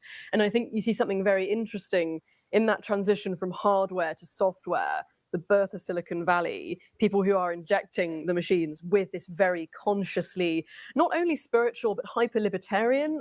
Adam Curtis's documentaries on Silicon Valley, but on politics, which give a lot of airtime to the story of Silicon Valley. I remember he interviewed people at the time who were in that scene, and they were so influenced by Ayn Rand to the point that they were calling their children Rand or whatever, like it was a huge influence. So you have this sort of techno-libertarianism coming with the invention of the personal computer that's this liberating force, and they really do speak in this technological language. I remember they were interviewing cyberpunk. Like, cyberpunk isn't really a thing now, but Is that gone? Is it? It still is. I'm out of touch. maybe it is. They just don't go by the. but they were interviewing people, and they were saying things like high technology and high magic are the same thing. And I think that's because the nature of technology has itself become quite occult. Like, we thought we'd chased away all of the mysterious, incalculable forces, and now we've actually introduced something which we hold in our hands every day, and actually we don't really understand. There is a kind of hermetic inner working. So I think the potential for re-enchantment, and specifically a kind of dark and false enchantment with technology is huge. And one of the things that I find quite interesting is the way that social media has actually become a real hotbed for these kinds of re-enchantment. So I mean, it sounds fascinating. Actually, I'd love to read that. I don't know if anyone comes through the book. This will be fun. I can explain. So a few years ago, also true this witchcraft hashtag emerged on TikTok, witchcraft and TikTok, and suddenly hundreds of thousands of videos of young women, pretty much always young women, filming themselves Social practicing contagion. various kinds of magic, often quite syncretic, a mixture of paganism, druidry, and more kind of hard occult magic, this kind of thing. And it's always, I mean, you have to take these things with a pinch of salt, because I think it can be extremely performative, and people just like the aesthetic. Grunge is in, like, people just like the witchy look, they like the pentagrams, you know, and I think there's an extent to That's which how I was. you I may used be to able think to that was cool, but attribute a I was lot of never, it like, to that aesthetic into it. value. But at the same time, the actual interest in it, particularly among young women, has statistically soared. I mean, I think there's, is it something like 170,000 people identifying as pagan or Wicca in the I've UK. definitely at the met moment. people who identify as it's, you know, witches. actually having a really big influence. And, you know, my younger sister talks about doing Ouija boards at sleepovers. Becky. Oh yeah. You know, quite normally, as if that's a perfectly normal thing to do. So I don't know if you witnessed this, and I mean, what do you think? I mean, because I personally do see the psychological dangers of it. And I know a really interesting story when I was, I mean, anecdotal, but to the best of my knowledge, this is actually true. When I was writing something on this, I interviewed a parent who wanted to kind of give a testimony about this kind of thing. His daughter's a Muslim, goes to a school with most of the children are Muslim, and was saying that his daughter and her peers became getting really into Ouija boards, but also other kinds of like seances and this kind of thing. And correlating with this, they'd become very alive doing that shit all the time. Very inward looking. Some of them had actually stopped wearing their headscarves, which I think is extremely interesting. This incredulity of religion coming with exploring the occult. He was talking about self-harm, questioning gender. And look, I mean, teenagers experience these things for all kinds of hormonal, emotional reasons. But you do have to wonder, are there actually real psychological dangers? I mean, what do you think about that? Well, look, I'm an Orthodox Christian, so I think there are real spiritual dangers. It's not just psychological dangers, right? So if I'll tell you what I learned when I was a witch, right? Please, I wanted to ask you that. One thing I learned was that it's good fun to stand in the wood in a cloak, right? But that wasn't the main thing. One thing I learned was this lady gives wicked. I know, doesn't she? Right? But like, there is a whole dimension of things out there. If you are a Christian, or indeed if you're a Muslim, or indeed if you're a Sikh like my wife is, or again every other religious tradition I know, you are well aware that there is a whole range of beings out there in the spiritual world, some of which will want to help you and some of which wish you harm. There's a spiritual war going on between good and evil all the time. That's pretty much the background of all religious stories. So if you believe that, which I do, if you call things, they turn up. If you do a Ouija board, things come through the Ouija board, right? That's how it works. Now, if you don't believe that, fine, you can just muck around with your Ouija board because it's just a bit of fun. Well, then why is everybody getting depressed? Why is everybody getting suicidal? Why are people's lives falling apart? Everybody in my Wiccan coven had a disastrous, collapsing life. I never got depressed playing with the Ouija board. This stuff is real. There are forces in the universe that happen when you interact with them. And if you don't believe that, that's okay. But I didn't used to believe it either. But This guy's using anecdotal shit. So from a like, spiritual perspective, Yeah, it's like you a have to be really very kind of careful who you talk esoteric to, kind of right? conversation. You have to be so- very careful what But if you don't portals believe in the open or who spiritual you realm, call down, even I for a doubt bit this of is a going to laugh. resonate with you. And why would you be doing a Ouija well, board if you didn't think or it worked? people who I mean, play why with would you Ouija be boards trying to and talk don't to get spirits if depressed. you didn't think they were spirits? And this Seems like a guy's just weird thing to be assuming doing. this shit. So that's I think you're what's going on, misreading if it. you I don't ask think me. he's And saying the that there's. danger of it is He very just. weird and very They literally said strange, this and is it an all does fit anecdote, into and he this said for my time. strange I don't know. primal story of what I don't recall him happens saying when that everyone is like when that. you turn away from God. Because if you turn away from a sense that there's a creator, then the only thing that's left is you. And you will do the creating, and you will think that you are the creator. And that's great fun for a while, but then you're going to realize your limitations after a while. And we're living in a world where we've convinced ourselves that there's nothing but humans creating things, and it's not working. This is why even Richard Dawkins has decided he's a cultural Christian all of a sudden, having spent his life soaring off the branch he's sitting on. Realized he's about to fall down to the floor. But you know, there's some very bizarre stuff happening, and I do think that a lot of it, the internet is enabling a lot of this stuff, right? So the internet is. I'll do an experiment. Who's got an iPhone? Put your hands up. Don't feel embarrassed. Okay. I've got time to do this. Take your iPhone out of your pocket and turn it off. Okay, if you want to. Who wants to take your iPhone out of your pocket? Turn it off for a second. I want to ask you something. If you know how to turn it off, right now. I did this once, and somebody said, "I don't know how to turn it off." Turn it off. So then, what happens when you turn around and look at the back of the iPhone? What do you see? On the back of your iPhone, what do you see? Anyone? An apple? What kind of apple? It's got a bite out of it, hasn't it? That's very interesting, isn't it? So what happens if you look at the front of the iPhone when it's turned off? What do you see? Sorry? You! Exactly. That's very interesting, isn't it? So you've got an apple with a bite taken out of it on the back, and you've got a reflection of yourself on the front. And you've got a little black mirror in your pocket, which is both tracking you and enabling you to engage in all of these forces that we've talked about.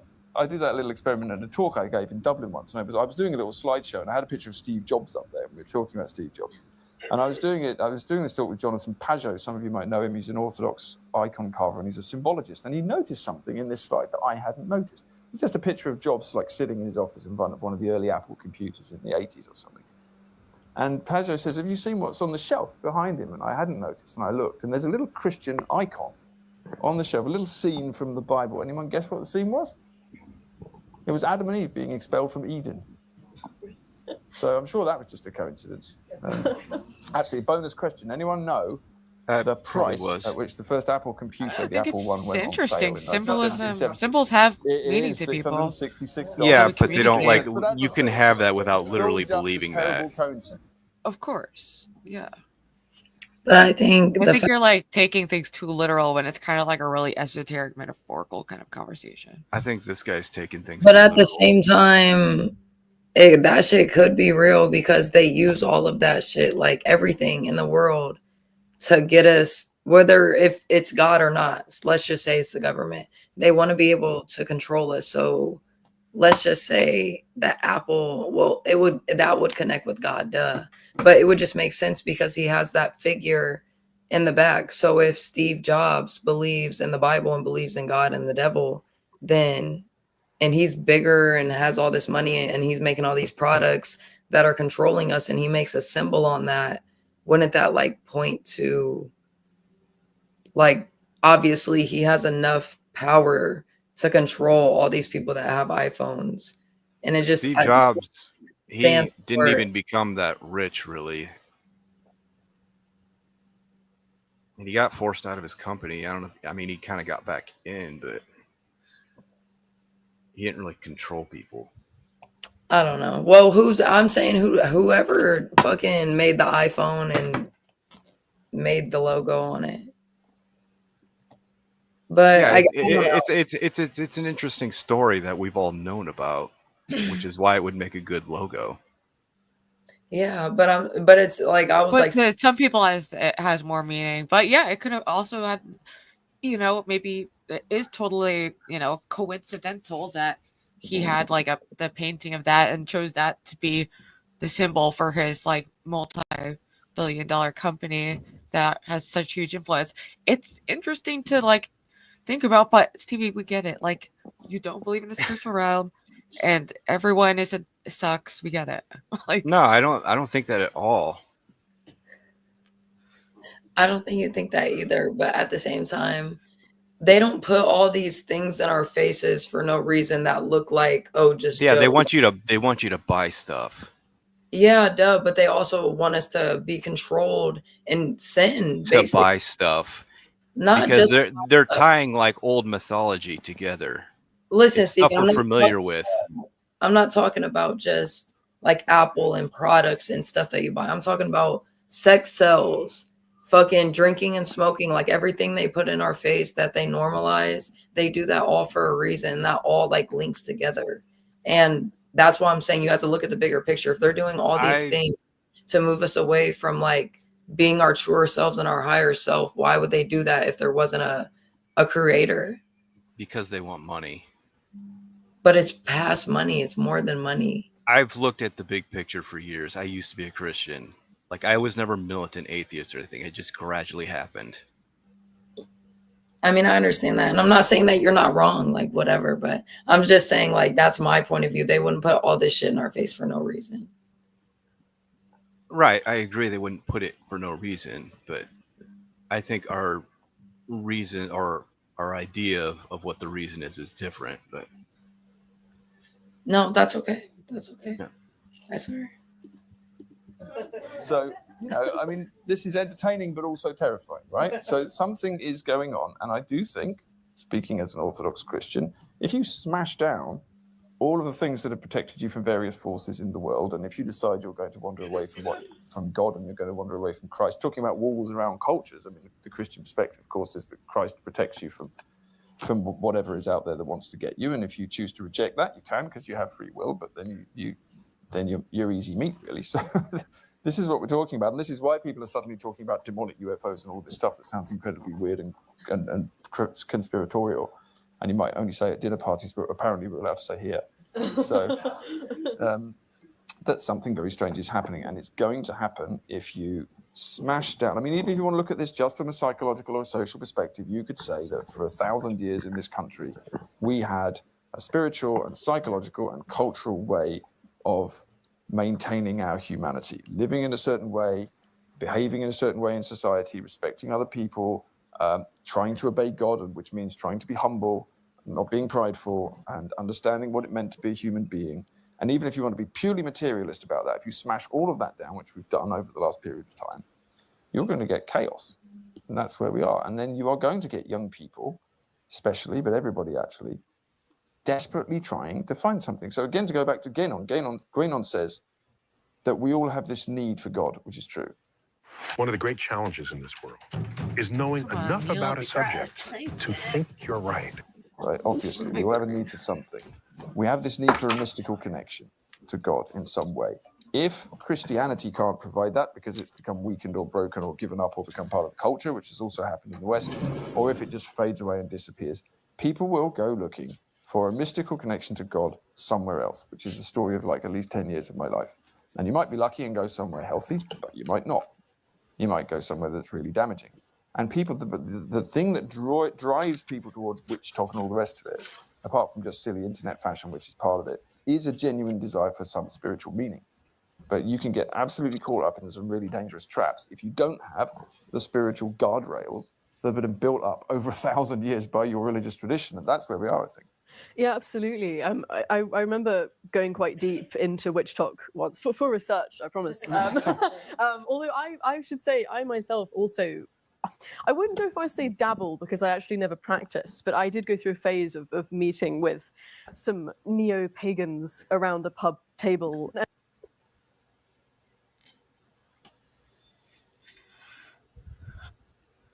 Ruby. What's up? Do you want to watch puppy videos? Yeah, we could do puppies. I thought you made some interesting points and it resonated with me about how I do feel like there's a spiritual crisis that's like manifesting on the internet. Was that a Neil deGrasse Tyson ad that like appeared? Yeah. We should watch some of his stuff. He's pretty smart. He is smart. I agree. Yeah. And he's very engaging when he talks. And he doesn't, I mean, he's kind of a dick, but he doesn't come off as like, I don't know. No, I've Maybe enjoyed some of his videos. I like him because he acknowledges he doesn't know. Yeah. we probably can put it in the next stream for sure. But I just want to see like. Oh, okay, we can see puppy videos, but in the chat earlier, I know I said, it's a like, very long, no. like super, like really out there kind of imaginative When conversation. I can get why it's okay, hard to follow for some people, or why they're like having some resistance to like things that sound silly. I get it.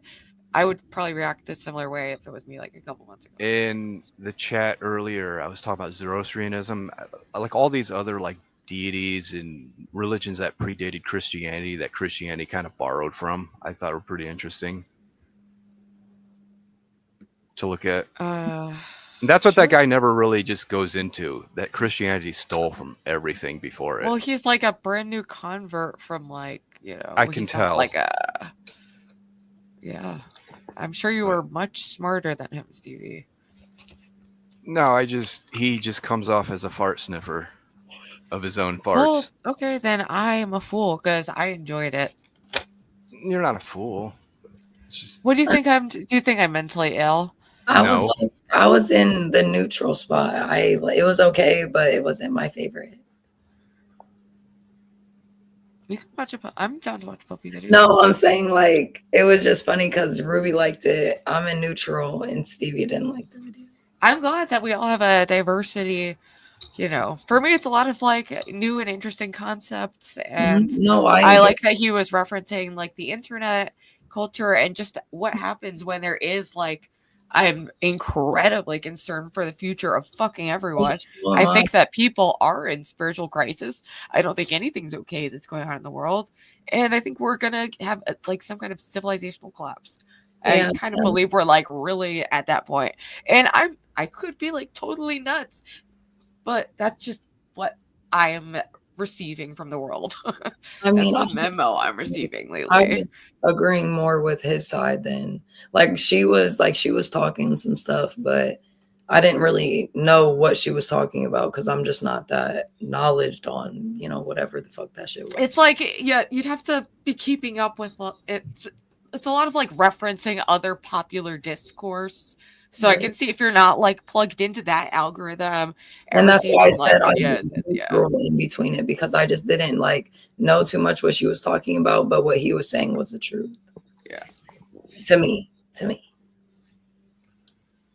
But yeah, I think here, let me pull up a video of puppies. I got you guys. Or what should we watch, Ruby? Should we watch? We could watch Piglets. Oh, piglets are cute. Piglets, yeah. Pigs are very intelligent animals. Do we do baby seals or? Oh, baby seals are really cute. They're like I'm do kind of leaning baby seals. Or we can do both. Look up piglets and baby seals playing. It's highly unlikely they exist, but we can AI it.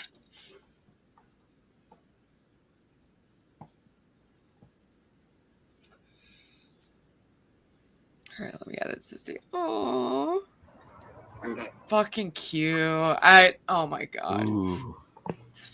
It was like a trend for a while. People getting like micro piglets. That's fucking so cute. One of my neighbors. They're like people. They really they're very. They've got lots of biophotons. Okay, we'll say that more than the mice.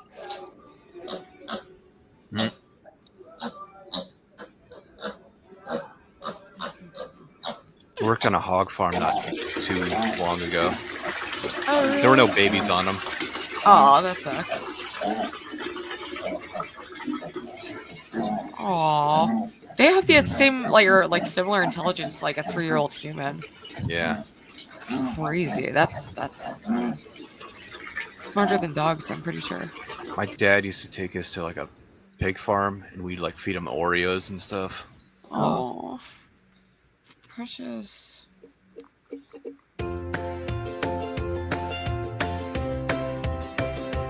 Oh, the freaking face.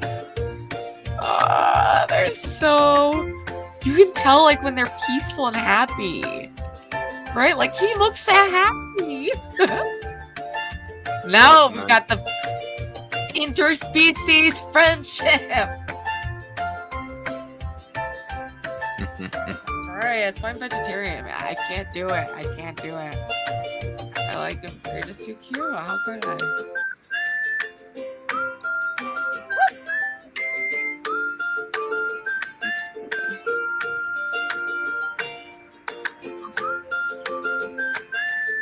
Dude, this is Kino, and if the people don't get it, then look at the pillow. It's so, oh my god, it's tiny.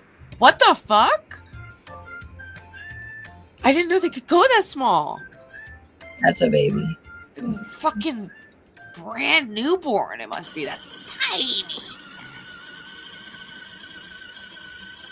Some Earth crisis. Let's go. Let's go. It's tiny. What the fuck? Oh, that is irony. Or no, that's not irony. That's something. Dairy crust. I know. I really don't consume much animal products at all. I just, yeah, I don't even do milk. Like, really, I don't eat pork, so I don't buy animal products. Just when I eat out, I'll eat sometimes eggs or cheese, but I really try not to. I don't like it, and I know it's awful for them, the animals, and being mass farmed. It's really terrible. I know, they're so fucking sweet. And Giggler, you and Cam Dog are getting a dog or else.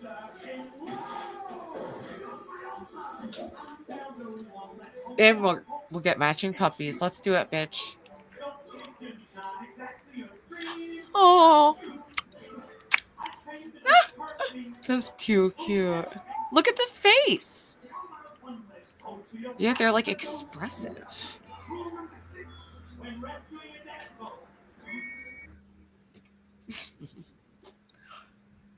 Oh my god. Oh yeah, he's getting a good scratch. How cute. Oh my god. Oh my goodness. Look at their tails wag. They're so like puppies. A whole freaking zoo. An ark. Giggler, maybe that's where we're headed. Who knows what God will tell me to do next. oh, dude, if we built like a little farm or something. Oh my god. I've talked with friends about doing like an animal rehabilitation like farm or like nonprofit or something.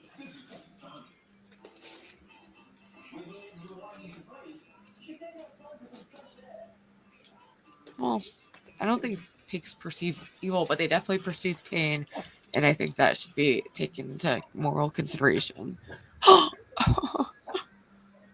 For automatic delivery, for 5% repeat savings, for life with pets, there's Chewy. I have to finish writing this. Dude, I'm so pumped for you guys. And I'm working tomorrow for a couple hours. I'm going to see Kitten Dog. Oh, look. Oh my gosh. Oh my god.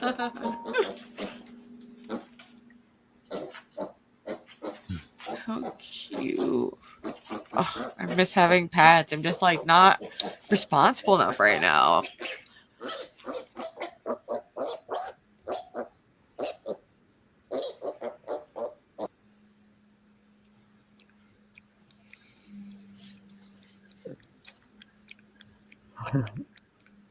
I mean, God said to to take care and to steward the animals, but once, the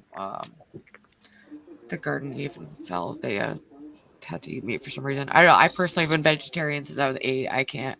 And I was vegan since I was 14, except when I relapsed, I just was eating it. And I started eating dairy. And that's how people knew, like, holy shit. Like, Ruby's gone. She's eating dairy. Like super small ones, and there's like 4 of them. Oh, how cute. Oh my gosh. Oh my god, I want a fucking dog. Ooh, bunnies are cute. Bunnies are cute. Exactly. That was a good call. I mean, I like that video, but I can see why it might not resonate with everyone. It's a little out there,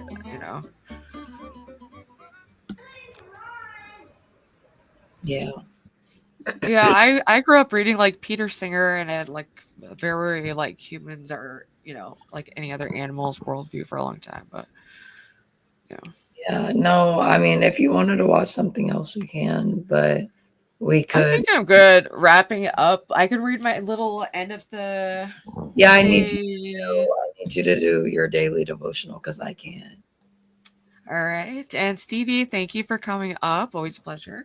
Yes, Stevie, thank you. I hope you have a good rest of your night. You too. Thank you. Take care. All right. So, and thank you everyone who's made it this far.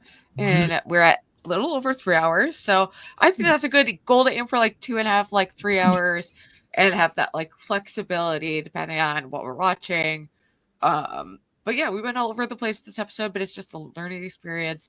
I enjoyed it. I like that there's a lot of, different things that happened in the episode. I thought Smith, that, it was interesting. He did bring some spice, and it ended up being an interesting conversation, but, I like that we're pulling people from all kinds of people, No, I'm sorry for Imperious. I know like he can be like that. But Oh yeah, that was I it's just like the opposite of what I want on the internet. It's I want people to know this is real. Like it's no, and I thought he was going to like have more opinions on what Smith had to say, but he instantly came up and just ruined it. but it's like he might not even be this terrible person, but people think it's okay to act like that because online isn't real. That's like some weird common like thing that people think. So like I do want us to fight against that and say like, no, what this is as real as a phone call, any other form of communication. You are coming in and disrespecting another human for no reason. Yeah. So, but yeah. I don't, that's whatever. It's like, it brings a little like drama to the show, and it's like, whatever, we pulled him off eventually, but I mean, he probably should have been pulled sooner just because it seemed like it was pretty obvious he didn't want it like. And know that he literally interactive, like I don't know. Commenting in the chat though that he wanted to say something to Smith. So I was like, okay, you can come up. And I should have known. But no, it's not like we're friends or we don't like talk to each other out of like YouTube, but I just see him on panels and like he's just nice to me. He's never disrespected me. So I don't have a problem. Yeah. I don't know why he was being like that. I don't know either. People don't know how to act online. It's crazy. But no, I had a good show and I'm just glad like you get to read the daily devotional. People were still here. We got to talk about some good things in the beginning at least. Yeah, I mean, absolutely. We covered a lot. It's been, almost 3.5 hours. So it's been a journey. And I'm trying to build that streaming stamina, but I know we both like our social batteries. Sometimes mine can go for longer, but there is something about streaming that takes more of your social battery, like we were talking about earlier. It's like just the consideration of the viewers. It's like it just takes energy from your brain. Your brain is a muscle that burns calories. So it's like some people are just more sensitive to that. And, we also just really want to do a good job and try to do something positive and different online. So we're setting these high expectations on ourselves too, Yeah, Crack said I wanted to hear from Asvarun, so did I. And I was sad that he left the panel. I know. It's But sometimes like certain voices dominate and some people aren't as much. And no, he definitely is quiet on the shy side, which I understood, but he put in the back like that he would be up another time, so it's fine. All right. For January 22nd, which is today, January 22nd of 2025, 10:06 p.m., coming from New Haven, Connecticut, as I call it now, and live from the streaming nook. This is the devotional for the day. It says, fickle heart. Jesus did not yet entrust himself to them because he knew how fickle human hearts can be. Ain't that the truth? It was wisdom that kept Jesus from getting caught up in the attention he was drawing from so many. Interesting. He knew that a person could sing his praises one day and then turn on him the next. Yes, I have experienced that. Some are won over by how impressive a person seems, but Jesus knew that those who truly desire to know God would stick around. Jesus was not flashy, and though many turned to follow him, he knew that some would not stay. When we gain quick favor with lots of people, we shouldn't entrust ourselves to them. There's a reason why Jesus picked 12 disciples, 12 close friends to pour into and trust. He ministered to all who came to him, but he did not entrust his own heart to everyone. We can learn from his example and allow ourselves time to build bridges of trust in relationships. Wow, I feel like that's No definitely way. slapping for That today. literally went with the show, like it went with Right? today. Sometimes it really is like It so felt on like point. God was calling out me because he's like, don't put your trust in people. Because I obviously I mean, trusted Imperious to come up here and act different. dude, it's like literally talking about what just happened. That's so fucking crazy. All right, there's also a prayer here. Jesus, I know that there is a lot that I'm fickle about, but I don't ever want you to be one of those things. I want to know you more deeply than surface knowledge. May we build even more trust between us today. Amen. To that. Amen to that.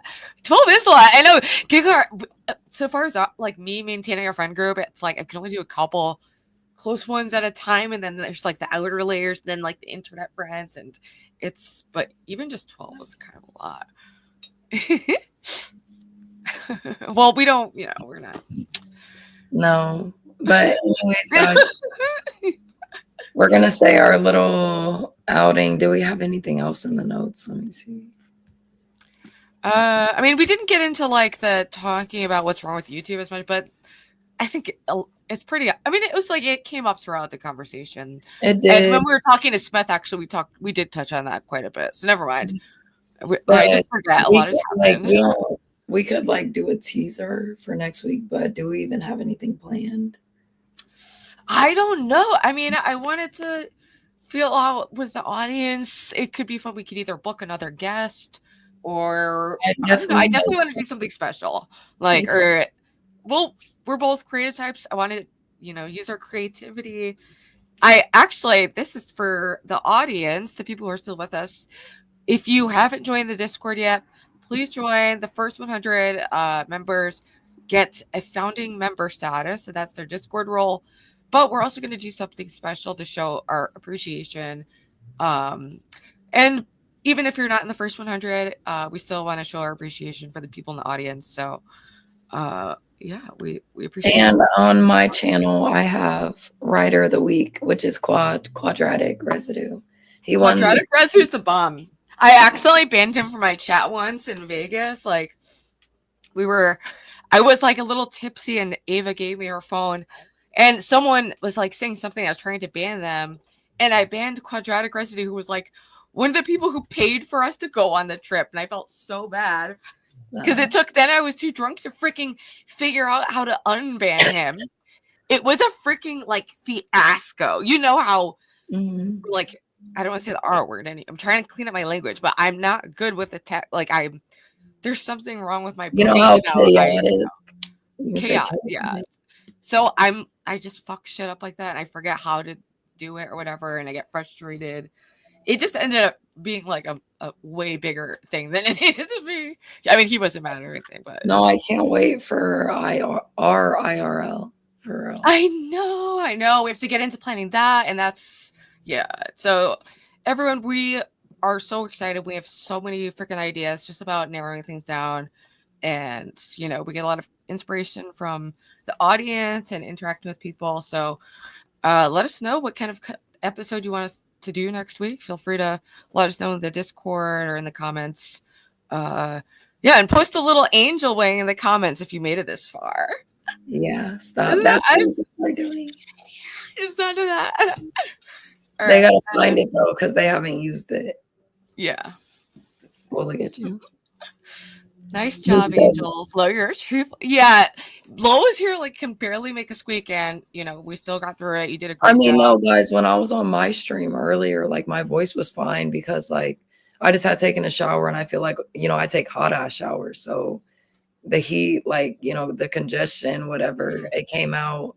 but then just over the hours, you know, Dude, my all voice- you streamed like 5+ hours today. I start losing my voice after, like, for me, I usually tap after like 3 hours, especially. I'm start being like, oh my gosh, I'm like, I just start losing it. You know, I start losing it. But anyway, yes, thank you everyone for watching, and have a lovely night. Love you guys. Yes. And see you next week. I guess same time, same place. Yes. Same time, same place. New ideas, new content, new people. Stay tuned. Love you. And I'm hitting